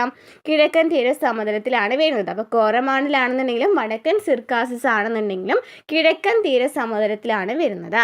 സുന്ദരവന പ്രദേശം മുതൽ കന്യാകുമാരി വരെ നീണ്ടു കിടക്കുന്നതാണ് കിഴക്കൻ തീരസമതലം. അത് ശരിയാണ്. സുന്ദരവന പ്രദേശം മുതൽ കന്യാകുമാരി വരെ നീണ്ടു കിടക്കുന്നതാണ് കിഴക്കൻ തീരസമതലം. അപ്പോൾ ആൻസർ വരുന്നത് ഏതാണ്? തെറ്റായത് 2 മാത്രം. ഓപ്ഷൻ ബി 2 മാത്രം. Next question. ഇന്ത്യയുടെ ദേശീയ പ്രതീകങ്ങൾ സംബന്ധിച്ച് ശരിയായത് കണ്ടെത്തുക. ഇന്ത്യയുടെ ദേശീയ കായിക വിനോദം ഹോക്കി. ഇന്ത്യയുടെ ദേശീയ കായിക വിനോദം ഹോക്കി, ശരിയാണ്. ആന ഇന്ത്യയുടെ ദേശീയ പൈതൃക ജീവിയാണ്. ഇന്ത്യയുടെ ദേശീയ പൈതൃക ജീവിയാണ് ആന. ഇന്ത്യയുടെ ദേശീയ ഗീതം ഏതാണ്? ജനഗണമന അല്ല അല്ലേ, ഏതാണ്? വന്ദേ മാതരമാണ്. വന്ദേ മാതരമാണ് ദേശീയ ഗീതം ചോദിക്കുകയാണെന്നുണ്ടെങ്കിൽ വന്ദേ മാതരമാണ്. എന്നാൽ ജനഗണമന എന്താണ്? ദേശീയ ഗാനമാണ്. ദേശീയ ഗാനമാണ് ജനഗണമന. ദേശീയ ഗീതമാണ് വന്ദേ മാതരം. അപ്പോൾ ശരിയായത് 1ഉം 2ഉം ആണ്. ഓപ്ഷൻ എ ആണ്. ഇന്ത്യയുടെ ദേശീയ കായിക വിനോദം ഹോക്കി. ആന ഇന്ത്യയുടെ ദേശീയ പൈതൃക ജീവി. ഇന്ത്യയുടെ ദേശീയ ഗീതം വന്ദേ മാതരം. ദേശീയ ഗാനം ജനഗണമന. Next question. ഇന്ത്യയിലെ നദീതീര പട്ടണങ്ങൾ സംബന്ധിച്ച പ്രസ്താവനയിൽ ശരിയായത് കണ്ടെത്തുക. അയോധ്യ നഗരം സരയൂ നദീതീരത്ത് സ്ഥിതി ചെയ്യുന്നു. അയോധ്യ നഗരം സരയൂ നദീതീരത്ത് സ്ഥിതി ചെയ്യുന്നു, ശരിയാണ്. അഹമ്മദാബാദ്, ഗാന്ധിനഗർ എന്നീ പട്ടണങ്ങൾ സബർമതി തീരത്താണ്. അഹമ്മദാബാദ്, ഗാന്ധിനഗർ എന്നീ പട്ടണങ്ങൾ സബർമതി തീരത്താണ്, ശരിയാണ്. കൊൽക്കത്ത, ഹൗറ നഗരങ്ങൾ ഹൂഗ്ലി നദീതീരത്താണ്. കൊൽക്കത്ത, ഹൗറ നഗരങ്ങൾ ഹൂഗ്ലി നദീതീരത്താണ്, അതും ശരിയാണ്. അപ്പോൾ അയോധ്യ നഗരം സരയൂ നദീതീരത്താണ് സ്ഥിതി ചെയ്യുന്നത്. അഹമ്മദാബാദ്, ഗാന്ധിനഗർ എന്നീ പട്ടണങ്ങൾ സബർമതി തീരത്താണ്. കൊൽക്കത്ത, ഹൗറ നഗരങ്ങൾ ഹൂഗ്ലി നദീതീരത്താണ്. ഓപ്ഷൻ ഡി എല്ലാം ശരിയാണ്. Next question. കേരളത്തെ സംബന്ധിച്ച അടിസ്ഥാന വിവരണങ്ങളിൽ ശരിയല്ലാത്തത് കണ്ടെത്തുക. കേരളത്തിൻ്റെ തെക്ക് വടക്ക് നീളം. കേരളത്തിൻ്റെ തെക്ക് വടക്ക് നീളം എത്രയാണ്? 560 കിലോമീറ്റർ ആണ്, അത് ശരിയാണ്. ഇനി കേരളത്തിൽ ഏറ്റവും ഉയരമുള്ള സ്ഥലം അഗസ്ത്യാർകൂടം എന്ന് പറഞ്ഞിരിക്കുന്നു. നമുക്കറിയാം കേരളത്തിലെ ഏറ്റവും ഉയരമുള്ള സ്ഥലം ഏതാണ്? ആനമുടിയാണ് അല്ലേ. ആനമുടിയാണ് വരുന്നത് മൂന്നാർ പ്രദേശത്ത് അല്ലേ. അപ്പോൾ കേരളത്തിലെ ഏറ്റവും ഉയരമുള്ള സ്ഥലം ഏതാണ്? ആനമുടിയാണ്. കേരളത്തിലെ ഏറ്റവും താഴ്ന്ന പ്രദേശമാണ് കുട്ടനാട്, ശരിയാണ്. കേരളത്തിലെ ഏറ്റവും താഴ്ന്ന പ്രദേശമാണ് കുട്ടനാട്. അപ്പോൾ ഓപ്ഷൻ ബി ആണ്. 2 മാത്രമാണ് അവിടെ തെറ്റായിട്ട് വന്നത്. കേരളത്തിൻ്റെ തെക്ക് വടക്ക് നീളം 560 കിലോമീറ്റർ. കേരളത്തിലെ ഏറ്റവും ഉയരമുള്ള സ്ഥലം ഏതാണ്? ആനമുടിയാണ്. കേരളത്തിലെ ഏറ്റവും താഴ്ന്ന പ്രദേശമാണ് കുട്ടനാട്. Next question. കേരളത്തിലെ നദികളെ സംബന്ധിച്ച പ്രസ്താവനകളിൽ ശരിയായത് കണ്ടെത്തുക. കിഴക്കോട്ടൊഴുകുന്ന നദികൾ കബനി, ഭവാനി, പാമ്പാർ. കിഴക്കോട്ടൊഴുകുന്ന നദികളാണ് കബനി, ഭവാനി, പാമ്പാർ, ശരിയാണ്. ഇനി പെരിങ്ങൽകുത്ത് ജലവൈദ്യുത പദ്ധതി പെരിയാർ നദിയിൽ സ്ഥിതി ചെയ്യുന്നു എന്ന് പറയുന്നു. തെറ്റാണ് അല്ലേ. പെരിങ്ങൽകുത്ത് ജലവൈദ്യുത പദ്ധതി എവിടെയാണ്? ചാലക്കുടി നദിയിലാണ് സ്ഥിതി ചെയ്യുന്നത്. ചാലക്കുടി നദിയിലാണ് സ്ഥിതി ചെയ്യുന്നത്. ഏറ്റവും നീളമുള്ള നദികളിൽ 2ാം സ്ഥാനം ഭാരതപ്പുഴയ്ക്കാണ്, അത് ശരിയാണ്. അപ്പോൾ കിഴക്കോട്ടൊഴുകുന്ന നദികളാണ് കബനി, ഭവാനി, പാമ്പാർ. പെരിങ്ങൽകുത്ത് ജലവൈദ്യുത പദ്ധതി ചാലക്കുടി നദിയിലാണ് സ്ഥിതി ചെയ്യുന്നത്. ഏറ്റവും നീളമുള്ള നദികളിൽ 2ാം സ്ഥാനം ഭാരതപ്പുഴയ്ക്കാണ്. അപ്പോൾ ആദ്യത്തെ സ്ഥാനം ഏറ്റവും നീളമുള്ള നദി ഏതാണ് വരുന്നത്? ഏതാണ്? പെരിയാറാണ് അല്ലേ. ഫസ്റ്റ് വരുന്നത് പെരിയാറാണ്. സെക്കൻഡ് ഭാരതപ്പുഴയാണ്. തേർഡ് വരുന്നത് എന്താണ്? പമ്പയാണ് അല്ലേ. തേർഡ് വരുന്നത് പമ്പയാണ്. ഫോർത്ത് വരുന്നത് ഏതാണ്? ചാലിയാറാണ് വരുന്നത്. ഓക്കെ. അപ്പോൾ ആദ്യത്തെ നദി ഏറ്റവും നീളം കൂടിയ നദി ചോദിക്കുകയാണെങ്കിൽ ഏതാണ്? പെരിയാറാണ്. സെക്കൻഡ് ഭാരതപ്പുഴയാണ്. തേർഡ് പമ്പയാണ്. ഓക്കെ. അപ്പോൾ ഇവിടെ നമുക്ക് തന്നിട്ടുള്ളതിൽ ശരിയായിട്ടുള്ളത് ഏതാണ്? 1ഉം 2ഉം ആണ് അല്ലേ. കിഴക്കോട്ടൊഴുകുന്ന നദികൾ എന്ന് പറയുന്നതും ശരിയാണ്. 3ആണ് ഏറ്റവും നീളമുള്ള നദികൾ. അപ്പോൾ ഓപ്ഷൻ എ ആണ് വരുന്നത്. Next question. കേരളത്തിലെ കായലുകളെ സംബന്ധിച്ച പ്രസ്താവനയിൽ ശരിയല്ലാത്തവ കണ്ടെത്തുക. കേരളത്തിലെ ശാസ്താംകോട്ട കായൽ കൊല്ലം ജില്ലയിൽ സ്ഥിതി ചെയ്യുന്നു. ശാസ്താംകോട്ട കായൽ കൊല്ലം ജില്ലയിലാണ് സ്ഥിതി ചെയ്യുന്നത്, ശരിയാണ്. കേരളത്തിലെ ഏറ്റവും വലിയ കായൽ അഷ്ടമുടി കായലാണോ? അല്ല, കേരളത്തിലെ ഏറ്റവും വലിയ കായൽ ഏതാണ്? വേമ്പനാട്ട് കായലാണ്. വേമ്പനാട്ട് കായലാണ് കേരളത്തിലെ ഏറ്റവും വലിയ കായൽ. സമുദ്രനിരപ്പിൽ നിന്നും ഉയരത്തിൽ സ്ഥിതി ചെയ്യുന്ന പൂക്കോട് കായൽ വയനാട്ടിൽ സ്ഥിതി ചെയ്യുന്നു. അത് ശരിയാണ്. സമുദ്രനിരപ്പിൽ നിന്നും ഉയരത്തിൽ സ്ഥിതി ചെയ്യുന്ന പൂക്കോട് കായൽ വയനാട്ടിൽ സ്ഥിതി ചെയ്യുന്നു. അപ്പോൾ തന്നിരിക്കുന്നതിൽ ശരിയല്ലാത്തവ ഏതാണ്? ഓപ്ഷൻ ബി ആണ്, രണ്ടും മാത്രം. കേരളത്തിലെ ശാസ്താംകോട്ട കായൽ കൊല്ലം ജില്ലയിലാണ് സ്ഥിതി ചെയ്യുന്നത്. അഷ്ടമുടി കായൽ എവിടെയാണ്? കൊല്ലത്താണ് അല്ലേ. സമുദ്രനിരപ്പിൽ നിന്നും ഏറ്റവും ഉയരത്തിൽ സ്ഥിതി ചെയ്യുന്ന പൂക്കോട് കായൽ വയനാട്ടിൽ സ്ഥിതി ചെയ്യുന്നു. കേരളത്തിലെ ഏറ്റവും വലിയ കായൽ ഏതാണ്? വേമ്പനാട്ട് കായലാണ്. Next question. താഴെ പറയുന്ന പ്രസ്താവനകളിൽ ശരിയായത് കണ്ടെത്തുക. കൊല്ലത്തെ തമിഴ്നാടുമായി ബന്ധിപ്പിക്കുന്ന ചുരം താമരശ്ശേരി ചുരമാണെന്ന് പറയുന്നു. തെറ്റാണല്ലേ. കൊല്ലത്തെ തമിഴ്നാടുമായി ബന്ധിപ്പിക്കുന്ന ചുരം ഏതായിരുന്നു? ആര്യങ്കാവ് ചുരമല്ലേ. ആര്യങ്കാവ് ചുരമാണ് കൊല്ലത്തെ തമിഴ്നാടുമായി ബന്ധിപ്പിക്കുന്ന ചുരം. അപ്പോൾ താമരശ്ശേരി ചുരം എന്തുമായി ബന്ധിപ്പിക്കുന്നതായിരിക്കും? കോഴിക്കോട് ടു വയനാടാണ്. കോഴിക്കോട്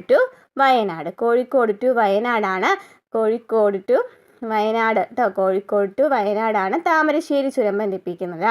കൊല്ലത്തെ തമിഴ്നാടുമായി ബന്ധിപ്പിക്കുന്ന ചുരം ഏതാണ്? ആര്യങ്കാവ് ചുരമാണ്. വയനാട് ചുരം സ്ഥിതി ചെയ്യുന്ന ജില്ല കോഴിക്കോടാണ്. ശരിയാണ്. വയനാട് ചുരം സ്ഥിതി ചെയ്യുന്നത് എവിടെയാണ്? കോഴിക്കോടാണ്. കേരളത്തിലെ ഏറ്റവും വലിയ ചുരം പാലക്കാട് ചുരമാണ്. കേരളത്തിലെ ഏറ്റവും വലിയ ചുരം ഏതാണ്? പാലക്കാട് ചുരമാണ്. അതും ശരിയാണ്. അപ്പോൾ നമുക്ക് തന്നിരിക്കുന്നതിൽ ശരിയായിട്ടുള്ളത് 2ഉം 3ഉം ആണ്. ഓപ്ഷൻ ബി ആണ് വരുന്നത്. അപ്പോൾ ഒന്നുകൂടി പഠിച്ചു വയ്ക്കുക. കൊല്ലത്ത് തമിഴ്നാടുമായി ബന്ധിപ്പിക്കുന്ന ചുരം ഏതാണ്? ആര്യങ്കാവ് ചുരമാണ്. താമരശ്ശേരി ചുരം കോഴിക്കോട് ടു വയനാടാണ്. വയനാട് ചുരം സ്ഥിതി ചെയ്യുന്നത് എവിടെയാണ്? കോഴിക്കോടാണ്. കേരളത്തിലെ ഏറ്റവും വലിയ ചുരം ഏതാണ്? പാലക്കാട് ചുരമാണ്. Next question. കേരളത്തിലെ മത്സ്യബന്ധന തുറമുഖങ്ങളും അവ സ്ഥിതി ചെയ്യുന്ന ജില്ലകളും തന്നിട്ടുള്ളത് ശരിയായത് നോക്കാനാണ് പറഞ്ഞിരിക്കുന്നത് കേട്ടോ. നീണ്ടകര തിരുവനന്തപുരത്താണോ? നീണ്ടകര എവിടെയാണ്? നീണ്ടകര കൊല്ലത്താണ് അല്ലേ. നീണ്ടകര എവിടെയാണ്? കൊല്ലത്താണ്. അഴീക്കൽ കണ്ണൂർ ശരിയാണ്. പൊന്നാനി മലപ്പുറം ശരിയാണ്. കായംകുളം എറണാകുളം എന്ന് പറഞ്ഞിരിക്കുന്നു. തെറ്റാണ് അല്ലേ. കായംകുളം എവിടെയാണ്? ആലപ്പുഴയിലാണ്. കായംകുളം വരുന്നത് എവിടെയാണ്? ആലപ്പുഴയിലാണ്. അപ്പോൾ നമുക്ക് തന്നിരിക്കുന്നതിൽ ശരിയായിട്ടുള്ള ജോഡി ഏതാണ്? 2ഉം 3ഉം ആണ് വരുന്നത്. ഓപ്ഷൻ എ ആണ്. 2ഉം 3ഉം ആണ് വരുന്നത്. അഴീക്കൽ മത്സ്യബന്ധന തുറമുഖമാണ് കണ്ണൂർ വരുന്നത് കേട്ടോ. ഓക്കെ. Next question. കേരളത്തിലെ വൈദ്യുത പദ്ധതി സംബന്ധിച്ച് ശരിയായ പ്രസ്താവനകൾ കണ്ടെത്തുക. കേരളത്തിലെ വൈദ്യുത ഉൽപാദനത്തിൻ്റെ പ്രധാന സ്രോതസ്സ് ജലമാണ്. ശരിയാണ്. കേരളത്തിലെ ആദ്യത്തെ ജലവൈദ്യുത പദ്ധതി പള്ളിവാസലാണ്. അതും ശരിയാണ്. ആദ്യത്തെ ജലവൈദ്യുത പദ്ധതി ഏതാണ്? പള്ളിവാസലാണ്. കേരളത്തിലെ ഏറ്റവും വലിയ ജലവൈദ്യുത പദ്ധതി ഏതാണ്? ഇടുക്കി ജലവൈദ്യുത പദ്ധതിയാണ്. അതും ശരിയാണ്. അപ്പോൾ ഓപ്ഷൻ ഡി ആണ്. എല്ലാം ശരിയാണ്. കേരളത്തിലെ വൈദ്യുത ഉൽപാദനത്തിൻ്റെ പ്രധാന സ്രോതസ്സ് ജലമാണ്. കേരളത്തിലെ ആദ്യത്തെ ജലവൈദ്യുത പദ്ധതി പള്ളിവാസലാണ്. കേരളത്തിലെ ഏറ്റവും വലിയ ജലവൈദ്യുത പദ്ധതി ഇടുക്കി ജലവൈദ്യുത പദ്ധതിയാണ്. കേരളത്തിലെ വന്യജീവി സങ്കേതങ്ങളും അവ സ്ഥിതി ചെയ്യുന്ന ജില്ലകളും ശരിയായി യോജിച്ച ജോഡികൾ കണ്ടെത്തുക. കരിമ്പുഴ മലപ്പുറം ശരിയാണ് അല്ലേ. കരിമ്പുഴ വന്യജീവി സങ്കേതം എവിടെയാണ്? മലപ്പുറത്താണ്. ചിമ്മിണി പാലക്കാടാണോ ചിമ്മിണി വരുന്നത്? ചിമ്മിണി എവിടെയാണ്? തൃശ്ശൂരാണ്. ചിമ്മിണി വരുന്നത് തൃശ്ശൂരാണ്. ചെന്തുരുണി കൊല്ലം ശരിയാണ്. ചൂലന്നൂർ തൃശ്ശൂരാണോ? ചൂലന്നൂർ പാലക്കാടാണ്. അങ്ങോട്ടും ഇങ്ങോട്ടും തെറ്റായിട്ടാണ് തന്നിരിക്കുന്നത് അല്ലേ. ചൂലന്നൂർ എവിടെയാണ്? പാലക്കാടാണ്. കരിമ്പുഴ മലപ്പുറം, ചിമ്മിണി തൃശ്ശൂർ, ചെന്തുരുണി കൊല്ലം, ചൂലന്നൂർ പാലക്കാട്. അപ്പോൾ നമുക്ക് തന്നിരിക്കുന്നതിൽ ശരിയായ ജോഡി ഏതാണ് വരുന്നത്? 1ഉം 3ഉം അല്ലേ വരുന്നത്. ഓപ്ഷൻ എ ആണ് വരുന്നത്. Next question. സൈലന്റ് വാലി ദേശീയ ഉദ്യാനം സംബന്ധിച്ച പ്രസ്താവനകളിൽ തെറ്റായത് കണ്ടെത്തുക. വംശനാശ ഭീഷണി നേരിടുന്ന സിംഹവാലൻ കുരങ്ങുകളെ കാണപ്പെടുന്നു. സൈലന്റ് വാലി ദേശീയ ഉദ്യാനത്തിൽ വംശനാശ ഭീഷണി നേരിടുന്ന സിംഹവാലൻ കുരങ്ങുകളെ കാണപ്പെടുന്നു. ശരിയാണ്. ചീവീടുകൾ അപൂർവമായതുകൊണ്ട് ഈ പ്രദേശത്തിന് നിശബ്ദ താഴ്വര എന്ന പേര് വന്നു. SCERTയിൽ പറയുന്ന പോയിന്റാണ് അല്ലേ, ചീവീടുകൾ അപൂർവമായതുകൊണ്ടാണ് ഈ പ്രദേശത്തിന് നിശബ്ദ താഴ്വര എന്ന പേര് വന്നത്. അതും ശരിയാണ്. 1984 നിലവിൽ വന്ന ഇത് മലപ്പുറം ജില്ലയിലാണ് സ്ഥിതി ചെയ്യുന്നത്. സൈലന്റ് വാലി ദേശീയോദ്യാനം എവിടെയാണ്? പാലക്കാട് ജില്ലയിലാണ് സ്ഥിതി ചെയ്യുന്നത്. പാലക്കാട് ജില്ലയിലാണ് സൈലന്റ് വാലി ദേശീയോദ്യാനം സ്ഥിതി ചെയ്യുന്നത്. അപ്പോൾ അത് തെറ്റാണ് അല്ലേ.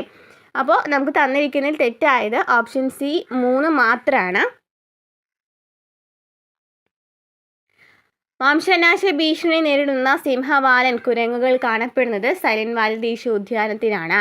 സൈലന്റ് വാലി ദേശീയോദ്യാനത്തെ വെച്ച് നോക്കുകയാണെങ്കിൽ ചീവീടുകൾ അപൂർവമായതുകൊണ്ടാണ് ഈ പ്രദേശത്തിന് നിശബ്ദ താഴ്വര എന്ന പേര് വന്നത്.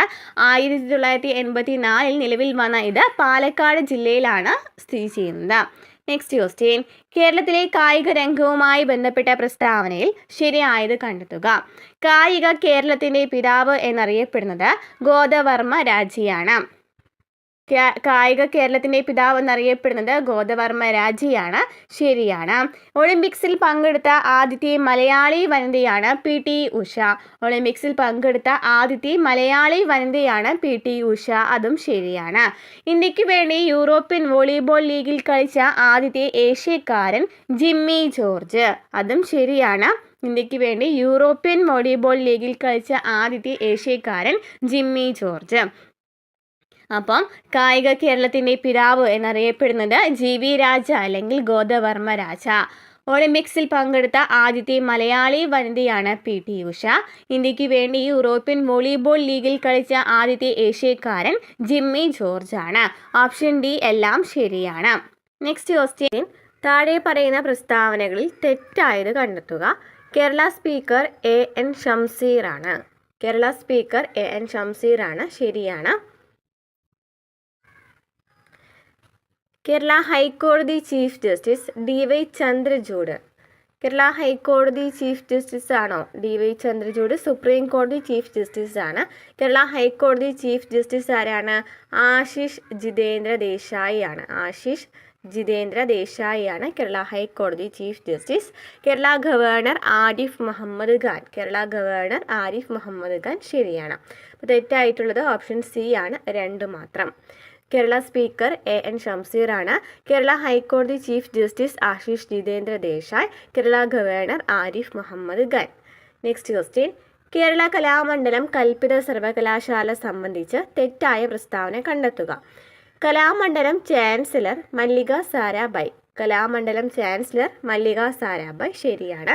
തൃശ്ശൂർ ജില്ലയിൽ ചെറുതുരുത്തിയിൽ ഭാരതപ്പുഴയുടെ തീരത്താണ് കേരള കലാമണ്ഡലം സ്ഥിതി ചെയ്യുന്നത്. അതും ശരിയാണ്. തൃശ്ശൂർ ജില്ലയിൽ ചെറുതുരുത്തിയിൽ ഭാരതപ്പുഴയുടെ തീരത്താണ് കലാമണ്ഡലം സ്ഥിതി ചെയ്യുന്നത്. അതും ശരിയാണ്. വള്ളത്തോൾ നാരായണ മേനോനും മണക്കുളം മുകുന്ദരാജയും ചേർന്ന് രൂപം കൊടുത്തു.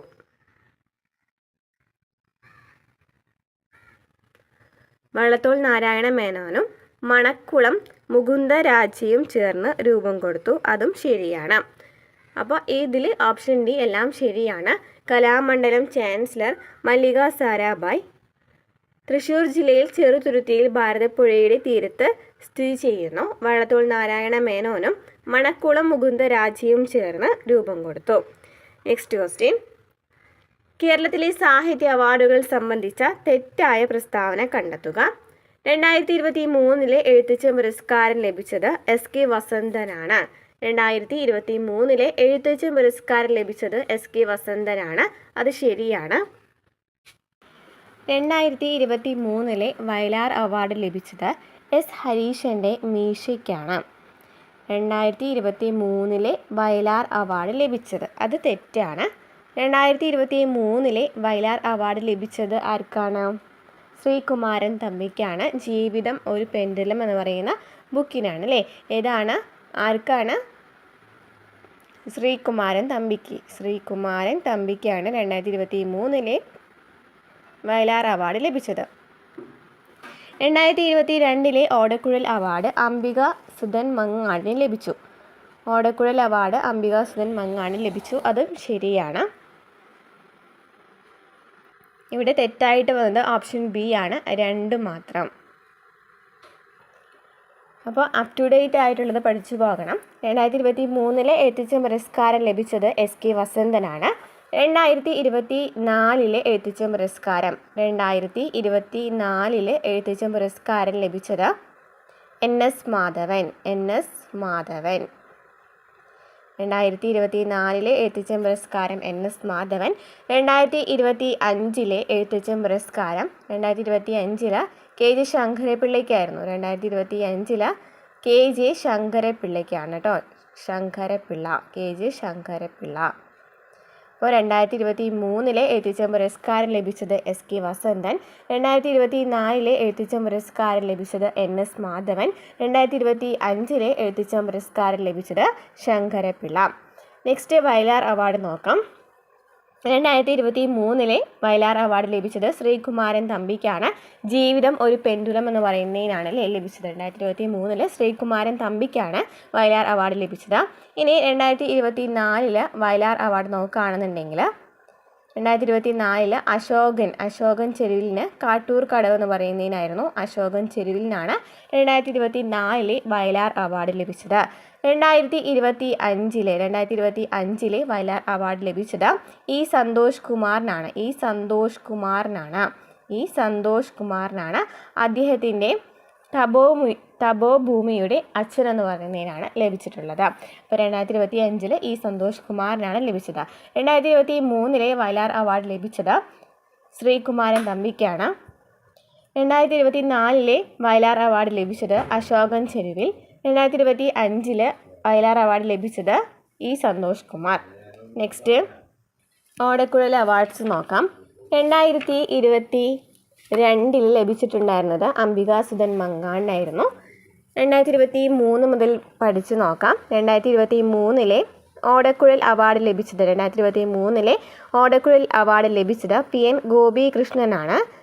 ഗോപികൃഷ്ണനാണ്. കവിത മാംസഭോജി എന്ന് പറയുന്ന കവിതയ്ക്കാണ് കവിത മാംസഭോജിക്കാണ്. 2024 ഓടക്കുഴൽ അവാർഡ് ലഭിച്ചത് K അരവിന്ദാക്ഷനായിരുന്നു. K അരവിന്ദാക്ഷനാണ്. 2024 ഓടക്കുഴൽ അവാർഡ് ലഭിച്ചത് K അരവിന്ദാക്ഷനാണ്. 2025 ഓടക്കുഴൽ അവാർഡ് ലഭിച്ചത് രാജഗോപാലൻ ഉൾക്കരയ്ക്കാണ്. രാജഗോപാലൻ. ക്ലിയർ ആയല്ലോ. അപ്പോൾ 2022 ഓടക്കുഴൽ അവാർഡ് ലഭിച്ചത് അംബികാസുധൻ മങ്ങാടിനാണ്. 2023 PN ഗോപികൃഷ്ണൻ കവിത മാംസഭോജിക്ക്. 2024 K അരവിന്ദാക്ഷൻ ഗോപ എന്ന് പറയുന്ന നോവലിന്. 2025 EP രാജഗോപാലൻ ഉൾക്കഥ. അപ്പോൾ ഒന്നുകൂടി നമുക്ക് നോക്കാം. 2023 എഴുത്തച്ഛൻ പുരസ്കാരം ലഭിച്ചത് SK വസന്തനാണ്. 2024 എഴുത്തച്ഛൻ പുരസ്കാരം ലഭിച്ചത് NS മാധവൻ. 2025 എഴുത്തച്ഛൻ പുരസ്കാരം KG ശങ്കരപ്പിള്ള. 2023 വയലാർ അവാർഡ് ലഭിച്ചത് ശ്രീകുമാരൻ തമ്പിക്കാണ്. ജീവിതം ഒരു പെൻഡുലം. 2024 വയലാർ അവാർഡ് ലഭിച്ചത് അശോകൻ ചെരുവിൽ കാട്ടൂർ കടവ്. 2025 സന്തോഷ് കുമാർ. 2023 ഓടക്കുഴൽ അവാർഡ് ലഭിച്ചത് PN ഗോപികൃഷ്ണൻ മാംസഭോജി. 2024 ഓടക്കുഴൽ അവാർഡ് ലഭിച്ചത് K അരവിന്ദാക്ഷൻ ഗോപ. 2025 ഓടക്കുഴൽ അവാർഡ് ലഭിച്ചത് EP രാജഗോപാലൻ ഉൾക്കഥ. ക്ലിയർ ആയല്ലോ. Next question. ചന്ദ്രയാൻ 3 സംബന്ധിച്ച ശരിയായ പ്രസ്താവനകൾ കണ്ടെത്തുക. 2023 ഓഗസ്റ്റ് 23 ചന്ദ്രൻ്റെ ദക്ഷിണ ധ്രുവത്തിൽ സോഫ്റ്റ് ലാൻഡിംഗ് ചെയ്തു. 2023 ഓഗസ്റ്റ് 23 ചന്ദ്രയാൻ 3 ചന്ദ്രൻ്റെ ദക്ഷിണ ധ്രുവത്തിൽ സോഫ്റ്റ് ലാൻഡ് ചെയ്തത്. അത് ശരിയാണ്. ഇനി ISRO ചെയർമാൻ മോഹൻ കുമാർ എന്ന് പറയുന്നത് തെറ്റാണ്. ISRO ചെയർമാൻ ആരായിരുന്നു? S സോമനാഥ് ആയിരുന്നു. ISRO ചെയർമാൻ S സോമനാഥ് ആയിരുന്നു. ചന്ദ്രയാൻ 3 ലാൻഡറിൻ്റെ പേര് വിക്രം എന്നാണ്. ചന്ദ്രയാൻ 3 ലാൻഡറിൻ്റെ പേര് വിക്രം എന്നാണ്. റോവറിൻ്റെ പേരെന്തായിരുന്നു? പ്രഗ്യാനാണ് അല്ലേ. ചന്ദ്രയാൻ 3 മൊത്തം ചെലവ് 615 കോടി രൂപയാണ്. ചന്ദ്രയാൻ 3 മൊത്തം ചെലവ് 615 കോടി രൂപയാണ്. അതും ശരിയാണ്. അപ്പോൾ ഓപ്ഷൻ A ആണ് വരുന്നത്. 1, 3, 4 ശരിയാണ്. 2023 ഓഗസ്റ്റ് 23 ചന്ദ്രൻ്റെ ദക്ഷിണ ധ്രുവത്തിൽ സോഫ്റ്റ് ലാൻഡിംഗ് ചെയ്തു. ISRO ചെയർമാൻ S സോമനാഥ് ആണ്. ചന്ദ്രയാൻ 3 ലാൻഡറിൻ്റെ പേര് വിക്രം. ചന്ദ്രയാൻ 3ൻ്റെ മൊത്തം ചിലവ് 615 കോടി രൂപ. കേരളത്തിൻ്റെ തനതായ നൃത്ത കലാരൂപം ഏതാണ്? കേരളത്തിൻ്റെ തനതായ നൃത്ത കലാരൂപം ഏതാണ്? Option B Mohiniyattam. കേരളത്തിൻ്റെ തനതായ നൃത്ത കലാരൂപം മോഹിനിയാട്ടം. നെക്സ്റ്റ്, അമ്മ എന്ന നോവൽ എഴുതിയത് ആര്? അമ്മ എന്ന നോവൽ എഴുതിയത് ആരാണ്? Option A Maxim Gorky. അമ്മ എന്ന നോവൽ എഴുതിയത് മാക്സിം ഗോർക്കിയാണ്. നെക്സ്റ്റ്, ഐക്യരാഷ്ട്രസഭയിൽ ഇന്ത്യയുടെ സ്ഥിരം പ്രതിനിധിയായി നിയമിതനായത് ആരാണ്? ഐക്യരാഷ്ട്രസഭയിൽ ഇന്ത്യയുടെ സ്ഥിരം പ്രതിനിധിയായി നിയമിതനായത് ആരാണ്? Option A Arindam Bagchi. അരിന്ദം ബാഗ്ചി. ഐക്യരാഷ്ട്രസഭയിലെ ഇന്ത്യയുടെ സ്ഥിരം പ്രതിനിധി അരിന്ദം ബാഗ്ചി. നെക്സ്റ്റ്, ദേശീയ തലത്തിൽ ഭരണതലത്തിലും ഉദ്യോഗസ്ഥ തലത്തിലും രാഷ്ട്രീയ തലത്തിലും ഉള്ള അഴിമതി തടയുന്നതിന് രൂപം നൽകിയിരിക്കുന്ന സ്ഥാപനം ഏതാണ്?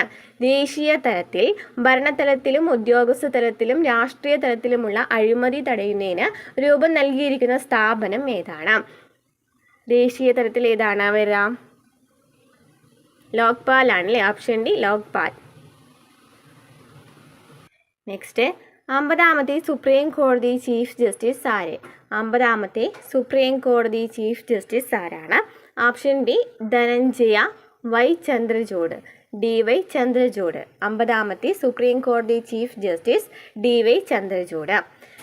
സാമ്പത്തിക പ്രവർത്തനങ്ങളിൽ സർക്കാരിൻ്റെ ഇടപെടൽ പരിമിതപ്പെടുത്തി വ്യക്തി സ്വാതന്ത്ര്യത്തിന് പ്രാധാന്യം നൽകണം എന്ന ലെസേസ് ഫെയർ സിദ്ധാന്തം കൊണ്ടുവന്നത് ഏത് സാമ്പത്തിക ശാസ്ത്രജ്ഞനാണ്? ലെസേസ് ഫെയർ സിദ്ധാന്തത്തിൽ പറയുന്നത് സാമ്പത്തിക പ്രവർത്തനങ്ങളിൽ സർക്കാരിൻ്റെ ഇടപെടൽ പരിമിതപ്പെടുത്തി വ്യക്തി സ്വാതന്ത്ര്യത്തിന് പ്രാധാന്യം നൽകണം. ഈ സിദ്ധാന്തം കൊണ്ടുവന്നത് ആരാണ്? ലെസേസ് ഫെയർ സിദ്ധാന്തത്തിൻ്റെ ലീഡർഷിപ്പ് ആർക്കാണ്? ഏത് സാമ്പത്തിക ശാസ്ത്രജ്ഞനാണ് ലെസേസ് ഫെയർ സിദ്ധാന്തം കൊണ്ടുവന്നത്? ആഡം സ്മിത്ത് ആണ്. ആഡം സ്മിത്ത് ആണ് കേട്ടോ. ആഡം സ്മിത്ത് ആണ് ലെസേസ് ഫെയർ സിദ്ധാന്തം കൊണ്ടുവന്നത്. ആഡം സ്മിത്ത് ആണ്. നമുക്ക് ഓപ്ഷനിലില്ല. നെക്സ്റ്റ് ക്വസ്റ്റ്യൻ, ഇന്ത്യയുടെ ദേശീയ കായിക വിനോദം ഏത്? ഇന്ത്യയുടെ ദേശീയ കായിക വിനോദം ഏതാണ്? ഓപ്ഷൻ സി ഹോക്കിയാണ് ഇന്ത്യയുടെ ദേശീയ കായിക വിനോദം. മനുഷ്യനെ ബഹിരാകാശത്തെത്തിക്കുന്ന ISROയുടെ ഗഗൻയാൻ പദ്ധതിക്ക് നേതൃത്വം നൽകിയത് ആരാണ്? മനുഷ്യനെ ബഹിരാകാശത്തെത്തിക്കുന്ന ISROയുടെ ഗഗൻയാൻ പദ്ധതിക്ക് നേതൃത്വം നൽകിയത് ആര്? Option D Veeramuthuvel. Option D Veeramuthuvel. Malayali ആയിട്ടുള്ളത് ആരാന്ന് ചോദിക്കാം. എസ് ഉണ്ണികൃഷ്ണൻ നായരാണ് മലയാളി ആയിട്ടുണ്ടായിരുന്ന അംഗം കേട്ടോ. ആരാണ്? എസ് ഉണ്ണികൃഷ്ണൻ നായർ. അപ്പോൾ ഗഗൻയാൻ എന്ന് വെച്ചാൽ എന്താണ്? മനുഷ്യനെ ബഹിരാകാശത്തെത്തിക്കുന്ന ISROയുടെ പദ്ധതിയാണ് ഗഗൻയാൻ. നെക്സ്റ്റ്, 2023 സാമ്പത്തിക ശാസ്ത്രത്തിൽ നോബൽ സമ്മാനം ലഭിച്ചത് ആർക്കാണ്? 2023 നമുക്ക് ചോദിച്ചിരിക്കുന്നത് അല്ലേ. അപ്പോൾ 2025 നമുക്ക് നോക്കാം. 2025 സാമ്പത്തിക ശാസ്ത്രത്തിൽ നോബൽ സമ്മാനം ലഭിച്ചത് ആർക്കായിരുന്നു? 2025 സാമ്പത്തിക ശാസ്ത്രത്തിൽ നോബൽ സമ്മാനം ലഭിച്ചത് Joel Mokyr, Philippe Aghion, Peter Howitt. 3 പേരുണ്ട്. ജോയൽ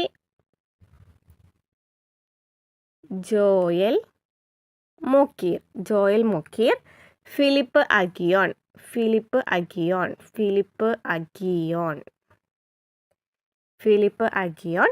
പിന്നെ പീറ്റർ ഹോവിറ്റ്. അപ്പം 3 പേർക്കാണ് 2025 സാമ്പത്തിക ശാസ്ത്രത്തിൽ നോബൽ സമ്മാനം ലഭിച്ചത്. Joel Mokyr, Philippe Aghion, Peter Howitt. സാങ്കേതിക പുരോഗതി വളർച്ചയ്ക്കായിരുന്നു ലഭിച്ചിട്ടുണ്ടായിരുന്നത്. Joel Mokyr, Philippe Aghion, Peter Howitt എന്നിവർക്കാണ്. നെക്സ്റ്റ് ക്വസ്റ്റ്യൻ, അസ്ഥികൾക്ക് കാഠിന്യം നൽകുന്ന സംയുക്തം ഏതാണ്? അസ്ഥികൾക്ക് കാഠിന്യം നൽകുന്ന സംയുക്തം ഏതാണ്? Option C calcium phosphate. ഒരു അസ്ഥി മറ്റൊന്നിൽ ഇരുദിശകളിലേക്ക് തിരിയുന്ന സന്ധി ഏത്? ഒരു അസ്ഥി മറ്റൊന്നിൽ ഇരുദിശകളിലേക്ക് തിരിയുന്ന സന്ധി ഏതാണ്? ഒരു അസ്ഥി മറ്റൊന്നിൽ ഇരുദിശകളിലേക്ക് തിരിയുന്ന സന്ധി ഏതാണ്?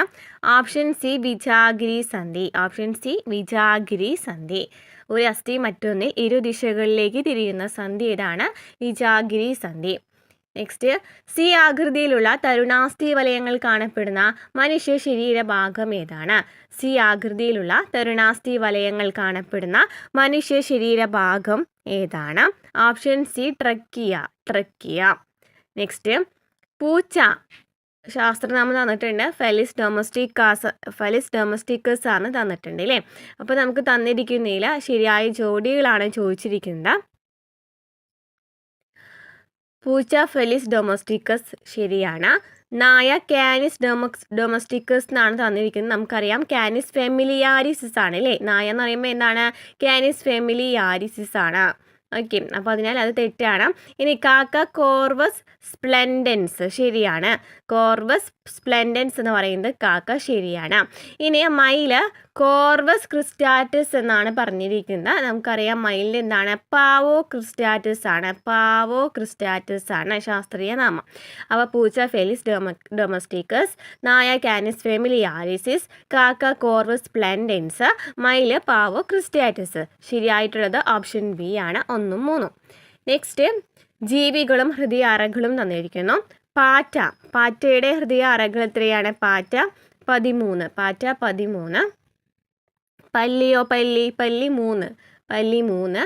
പക്ഷി 4. പക്ഷി 4. മത്സ്യം 2.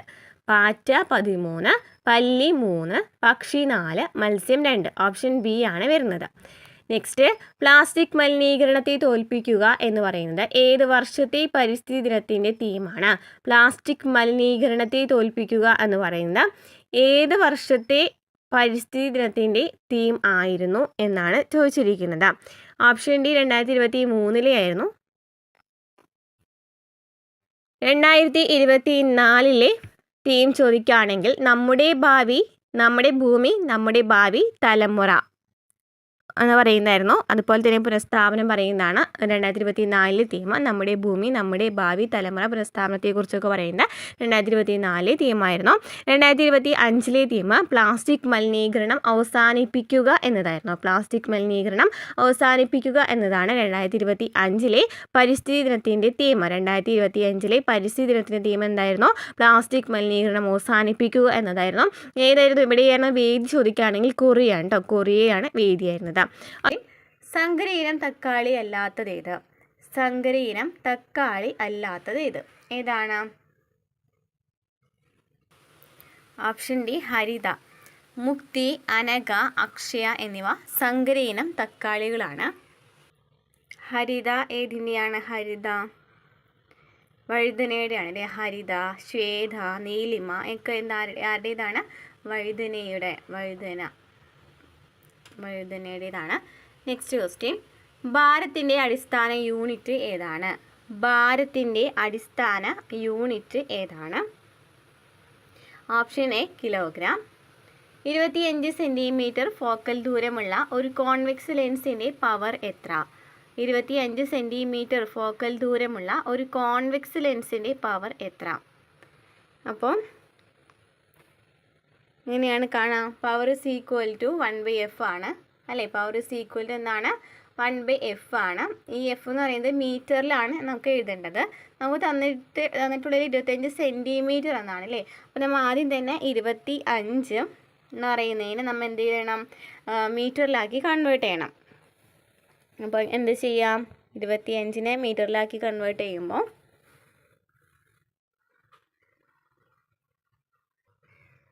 1/25/100 അല്ലേ. 25/100 അതായത് 1/0. ഈ 25/100 ചെയ്യുമ്പോൾ എത്ര കിട്ടാം? 25/100 ചെയ്യുമ്പോൾ 4 കിട്ടും അല്ലേ. അടിയിൽ 4 വന്നു. 1/4 വന്നു. അതായത് 1 × 4/1 is equal to എത്ര കിട്ടി? 4 എന്ന് കിട്ടി. അപ്പോൾ ആൻസർ ഏതാണ്? ഓപ്ഷൻ എ ആണ്, 4 dioptre. Next question, radioactive carbon ഡേറ്റിങ്ങിന് ഉപയോഗിക്കുന്ന കാർബൺ ഐസോടോപ്പ് ഏതാണ്? റേഡിയോ ആക്റ്റീവ് കാർബൺ ഡേറ്റിങ്ങിന് ഉപയോഗിക്കുന്ന കാർബൺ ഐസോടോപ്പ് ഏതാണ്?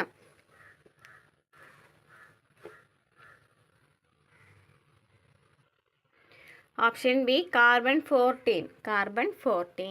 ഒരു കുതിര ശക്തി എന്നത് എത്ര വാട്ട് ആകുന്നു? ഒരു കുതിര ശക്തി എന്ന് പറയുന്നത് 764 വാട്ടാണ്. ഓപ്ഷൻ സി ആണ് വരുന്നത്. നെക്സ്റ്റ് ക്വസ്റ്റ്യൻ, ഹൈഡ്രജൻ കണ്ടുപിടിച്ചത് ആര്? ഹൈഡ്രജൻ കണ്ടുപിടിച്ചത് ആരാണ്? Option A Henry Cavendish. Henry Cavendish ആണ് ഹൈഡ്രജൻ കണ്ടുപിടിച്ചത്. അപ്പം ജോസഫ് പ്രീസ്റ്റ്ലി കണ്ടുപിടിച്ചത് എന്താണ്? ജോസഫ് പ്രീസ്റ്റ്ലി ഓക്സിജൻ ആണ് കണ്ടുപിടിച്ചത്. ഓക്സിജൻ ആണ് ജോസഫ് പ്രീസ്റ്റ്ലി കണ്ടുപിടിച്ചത്. ഐസക് ന്യൂട്ടനെ കുറിച്ച് എന്ത് പറയാം? ഐസക് ന്യൂട്ടൻ ഭൂഗുരുത്വാകർഷണം ചലന നിയമങ്ങൾ കൊണ്ടുവന്നത് ആരാണ്? ഐസക് ന്യൂട്ടൻ ആണ് അല്ലേ. ഭൂഗുരുത്വാകർഷണം ചലന നിയമങ്ങൾ കൊണ്ടുവന്നത് ആരാണ്? ഐസക് ന്യൂട്ടൻ ആണ്. ഏണസ്റ്റ് റുദർഫോർഡ് ആരാണ്? ആണവ ഭൗതികത്തിൻ്റെ പിതാവ്. ആറ്റത്തിൻ്റെ ഘടന വ്യക്തമാക്കിയത് ഏണസ്റ്റ് റുദർഫോർഡ് ആണ്. അതുപോലെ തന്നെ പ്രോട്ടോണിൻ്റെ കണ്ടുപിടുത്തമാരാണ്? പ്രോട്ടോൺ കണ്ടുപിടിച്ചത് ആരാണ്? ഏണസ്റ്റ് റുദർഫോർഡ് ആണ്. അപ്പോൾ ഇത്രയും ക്ലിയർ ആയല്ലോ. ഹൈഡ്രജൻ കണ്ടുപിടിച്ചത് ഹെൻറി കാവൻഡിഷ്, ഓക്സിജൻ കണ്ടുപിടിച്ചത് ജോസഫ് പ്രീസ്റ്റ്ലി, ഐസക് ന്യൂട്ടൻ ഗുരുത്വാകർഷണ നിയമവും അതുപോലെ തന്നെ ചലന നിയമങ്ങളും അവതരിപ്പിച്ചു. ഏണസ്റ്റ് റുദർഫോർഡ് ആണ് പ്രോട്ടോൺ കണ്ടുപിടിച്ചത്. നിലവിലെ ISRO ചെയർമാൻ ആരാണ്? നിലവിലെ ISRO ചെയർമാൻ ആരാണ്? VK കൃഷ്ണൻ നായർ അല്ലേ. നിലവിലെ ISRO ചെയർമാൻ ആരാണ്? നിലവിലെ ISRO ചെയർമാൻ ആരാണ്? Doctor V Narayanan. Doctor V Narayanan. V നാരായണനാണ് ഇപ്പോഴത്തെ ISRO chairman. Next question, Chandrayaan 3 ദൗത്യത്തിൻ്റെ ഭാഗമായ റോവറിൻ്റെ പേരെന്താണ്? റോവറിൻ്റെ പേരെന്താണ്? Option B Pragyan rover. Vikram എന്താണ്? ലാൻഡർ ആണ്. വിക്രം ലാൻഡർ ആണ്. പ്രഗ്യാനാണ് റോവർ. സംസ്ഥാന സർക്കാർ ആരംഭിച്ച ജീവിതശൈലി രോഗനിയന്ത്രണ പദ്ധതിയുടെ പേരെന്താണ്? സംസ്ഥാന സർക്കാർ ആരംഭിച്ച ജീവിതശൈലി രോഗനിയന്ത്രണ പദ്ധതിയുടെ പേരെന്താണ്? ഓപ്ഷൻ എ അമൃതം ആരോഗ്യം. അമൃതം ആരോഗ്യം. സംസ്ഥാന സർക്കാർ ആരംഭിച്ച ജീവിതശൈലി രോഗനിയന്ത്രണ പദ്ധതിയുടെ പേരെന്താണ്? അമൃതം ആരോഗ്യം. നെക്സ്റ്റ് ക്വസ്റ്റ്യൻ, വായുവിലൂടെ പകരുന്ന രോഗവുമായി ബന്ധപ്പെട്ട് ചുവടെ നൽകിയിരിക്കുന്നവയിൽ നിന്നും ശരിയായ ജോഡികൾ തിരഞ്ഞെടുക്കുക. വായുവിലൂടെ പകരുന്ന രോഗങ്ങൾ ഏതൊക്കെയാണ്? ക്ഷയമുണ്ട്, അതുപോലെ തന്നെ ചിക്കൻ ബോക്സ്. ക്ഷയം ചിക്കൻ ബോക്സും എന്താണ്? വായുവിലൂടെ പകരുന്ന രോഗങ്ങളാണ്. ഓപ്ഷൻ ഡി ആണ് വരുന്നത്. 3 മാത്രമാണ് ശരിയായിട്ട് വരുന്നത്. വായുവിലൂടെ പകരുന്ന രോഗങ്ങളാണ് ക്ഷയം, ചിക്കൻ ബോക്സ്. സിറോഫ്താൽമിയ എന്ന രോഗമുണ്ടാകുന്നത് ഏത് വിറ്റാമിൻ്റെ തുടർച്ചയായ അഭാവം മൂലമാണ്? സിറോഫ്താൽമിയ എന്ന രോഗമുണ്ടാകുന്നത് ഏത് വിറ്റാമിൻ്റെ തുടർച്ചയായ അഭാവം മൂലമാണ്? ഓപ്ഷൻ എ ആണ് അല്ലേ. വൈറ്റമിൻ എ ആണ് അല്ലേ. ഓപ്ഷൻ ബി ആണ്, വൈറ്റമിൻ എ ആണ് വരുന്നത്. സിറോഫ്താൽമിയ ഉണ്ടാകുന്നത് വൈറ്റമിൻ എയുടെ അഭാവം മൂലമാണ്. കേന്ദ്ര സർക്കാരിന് കീഴിൽ ആയുഷ് മന്ത്രാലയം രൂപീകരിച്ചത് എന്ന്? കേന്ദ്ര സർക്കാരിന് കീഴിൽ ആയുഷ് മന്ത്രാലയം രൂപീകരിച്ചത് എന്നാണ്? 2014 നവംബർ 9 ആയുഷ് മന്ത്രാലയം രൂപീകരിച്ചത്. കേന്ദ്ര സർക്കാരിന് കീഴിൽ ആയുഷ് മന്ത്രാലയം രൂപീകരിച്ചത് 2014 നവംബർ 9. ഗ്ലോക്കോമ ശരീരത്തിൻ്റെ ഏത് അവയവത്തെയാണ് ബാധിക്കുന്നത്? ഗ്ലോക്കോമ ശരീരത്തിൻ്റെ ഏത് അവയവത്തെയാണ് ബാധിക്കുന്നത്? ഓപ്ഷൻ സി കണ്ണ്. ഗ്ലോക്കോമ ശരീരത്തിൻ്റെ ഏത് അവയവത്തെയാണ് ബാധിക്കുന്നത്? കണ്ണ്. ഇന്ത്യൻ ഹരിത വിപ്ലവത്തിൻ്റെ പിതാവായ MS സ്വാമിനാഥൻ അന്തരിച്ചത് എന്നാണ്? ഇന്ത്യൻ ഹരിത വിപ്ലവത്തിൻ്റെ പിതാവായ MS സ്വാമിനാഥൻ അന്തരിച്ചത് എന്നാണ്? 2023 സെപ്റ്റംബർ 28 MS സ്വാമിനാഥൻ അന്തരിച്ചത്. ഇന്ത്യൻ ഹരിത വിപ്ലവത്തിൻ്റെ പിതാവാണ് doctor MS Swaminathan. Next question, ചുവടെ കൊടുത്തിരിക്കുന്നതിൽ വൈറസ് രോഗമല്ലാത്തത് ഏതാണ്? വൈറസ് രോഗമല്ലാത്തത് ഏതാണ്? എലിപ്പനി. എലിപ്പനി എന്താണ്? ബാക്ടീരിയ രോഗമാണ് അല്ലേ. എലിപ്പനി ബാക്ടീരിയ രോഗമാണ്. ചിക്കുൻഗുനിയ, ഡെങ്കിപ്പനി, എയ്ഡ്സ് എന്നിവ വൈറസ് രോഗമാണ്. എലിപ്പനിയാണ് ബാക്ടീരിയ രോഗം വരുന്നത്. താഴെ പറയുന്നവയിൽ ജീവിതശൈലി രോഗങ്ങളിൽ പെടാത്തത് ഏതാണ്? ജീവിതശൈലി രോഗങ്ങളിൽ പെടാത്തത് ഏതാണ്? മലേറിയ ആണ് അല്ലേ. മലമ്പനിയൊക്കെ എന്താണ്? പ്രോട്ടോസോവ രോഗമാണ്. ജീവിതശൈലി രോഗങ്ങളിൽ പെടുന്നില്ല. അമിത രക്തസമ്മർദ്ദം, പക്ഷാഘാതം, ഫാറ്റി ലിവർ എന്നിവ ജീവിതശൈലി രോഗങ്ങളാണ്. അമിത രക്തസമ്മർദ്ദം, പക്ഷാഘാതം, ഫാറ്റി ലിവർ എന്നിവ ജീവിതശൈലി രോഗങ്ങളാണ്. Next question. മാനസിക രോഗവിമുക്തരായവരുടെ പുനരധിവാസത്തിനുള്ള സർക്കാരിൻ്റെ പുനരധിവാസ പദ്ധതിയുടെ പേരെന്താണ്? മാനസിക രോഗവിമുക്തരായവരുടെ പുനരധിവാസത്തിനുള്ള സർക്കാരിൻ്റെ പുനരധിവാസ പദ്ധതിയുടെ പേര് എൻ്റെ കൂട്. Option D, Ente Koodu. Next question. Corona virus വകഭേദമായ ഒമിക്രോൺ ആദ്യമായി റിപ്പോർട്ട് ചെയ്ത രാജ്യം ഏതാണ്? കൊറോണ വൈറസ് വകഭേദമായ ഒമിക്രോൺ ആദ്യമായി റിപ്പോർട്ട് ചെയ്ത രാജ്യം ഏതാണ്? Option D, South Africa. South ആഫ്രിക്കയിലാണ് ആദ്യമായിട്ട് ഒമിക്രോൺ റിപ്പോർട്ട് ചെയ്തത്. Next question. ചുവടെ കൊടുത്തവയിൽ നിന്നും ശ്വാസകോശ രോഗമല്ലാത്തത് തിരഞ്ഞെടുക്കുക. ശ്വാസകോശ രോഗമല്ലാത്തത് ഏതാണ്? നെഫ്രൈറ്റീസ് ആണ് അല്ലേ. നെഫ്രൈറ്റീസ് അല്ലേ വരുന്നത്? നെഫ്രൈറ്റീസ് ആണ്, വൃക്ക രോഗമാണ് അല്ലേ. ബ്രോങ്കൈറ്റീസ്, എംഫസീമ, ആസ്മ എന്നിവ ശ്വാസകോശ രോഗങ്ങളാണ്. Next question. ഭിന്നശേഷിക്കാരായ അമ്മമാർക്ക് പ്രസവാനന്തരം കുഞ്ഞിനെ പരിപാലിക്കുന്നതിനും അടിസ്ഥാന സൗകര്യങ്ങൾ ഒരുക്കുന്നതിനും വേണ്ടി കേരള സർക്കാർ സാമൂഹ്യനീതി വകുപ്പ് ആവിഷ്കരിച്ച പദ്ധതി ഏതാണ്? ഭിന്നശേഷിക്കാരായ അമ്മമാർക്ക് പ്രസവാനന്തരം കുഞ്ഞിനെ പരിപാലിക്കുന്നതിനും അടിസ്ഥാന സൗകര്യങ്ങൾ ഒരുക്കുന്നതിനും വേണ്ടി കേരള സർക്കാർ സാമൂഹ്യനീതി വകുപ്പ് ആവിഷ്കരിച്ച പദ്ധതി ഏതാണ്? Option A, Mathrujyothi. മനുഷ്യ ശരീരത്തിലെ ഏറ്റവും വലിയ അവയവം ഏത്? മനുഷ്യ ശരീരത്തിലെ ഏറ്റവും വലിയ അവയവം ഏതാണ്? ഓപ്ഷൻ എ, ത്വക്ക്. ചുവടെ കൊടുത്തിരിക്കുന്നതിൽ നിന്നും ശരിയായ ജോഡികൾ തിരഞ്ഞെടുക്കുക. എലിപ്പനി ഫംഗസ്. എലിപ്പനി നമ്മൾ പറഞ്ഞു ബാക്ടീരിയ രോഗമാണെന്ന് അല്ലേ. ക്ഷയം ബാക്ടീരിയയാണ്, ശരിയാണ്. വട്ടച്ചൊറി എന്താണ്? ഫംഗസ് ആണ്. വട്ടച്ചൊറി ഫംഗസ് ആണ്. നിപ്പ വൈറസ് രോഗമാണ്. അപ്പോൾ തന്നിരിക്കുന്നതിൽ ശരിയായ ജോഡികൾ ഏതൊക്കെയാണ്? 2ഉം 4ഉം ആണ് വരുന്നത്. 2ഉം 4ഉം. ഓപ്ഷൻ ഡി ആണ്. 2ഉം 4ഉം ആണ് ശരിയായിട്ട് വരുന്നത്. നെക്സ്റ്റ് മാത്സ് ആണ്. ജസ്റ്റ് ക്വസ്റ്റ്യൻ ആൻസർ പറഞ്ഞു പോകാം.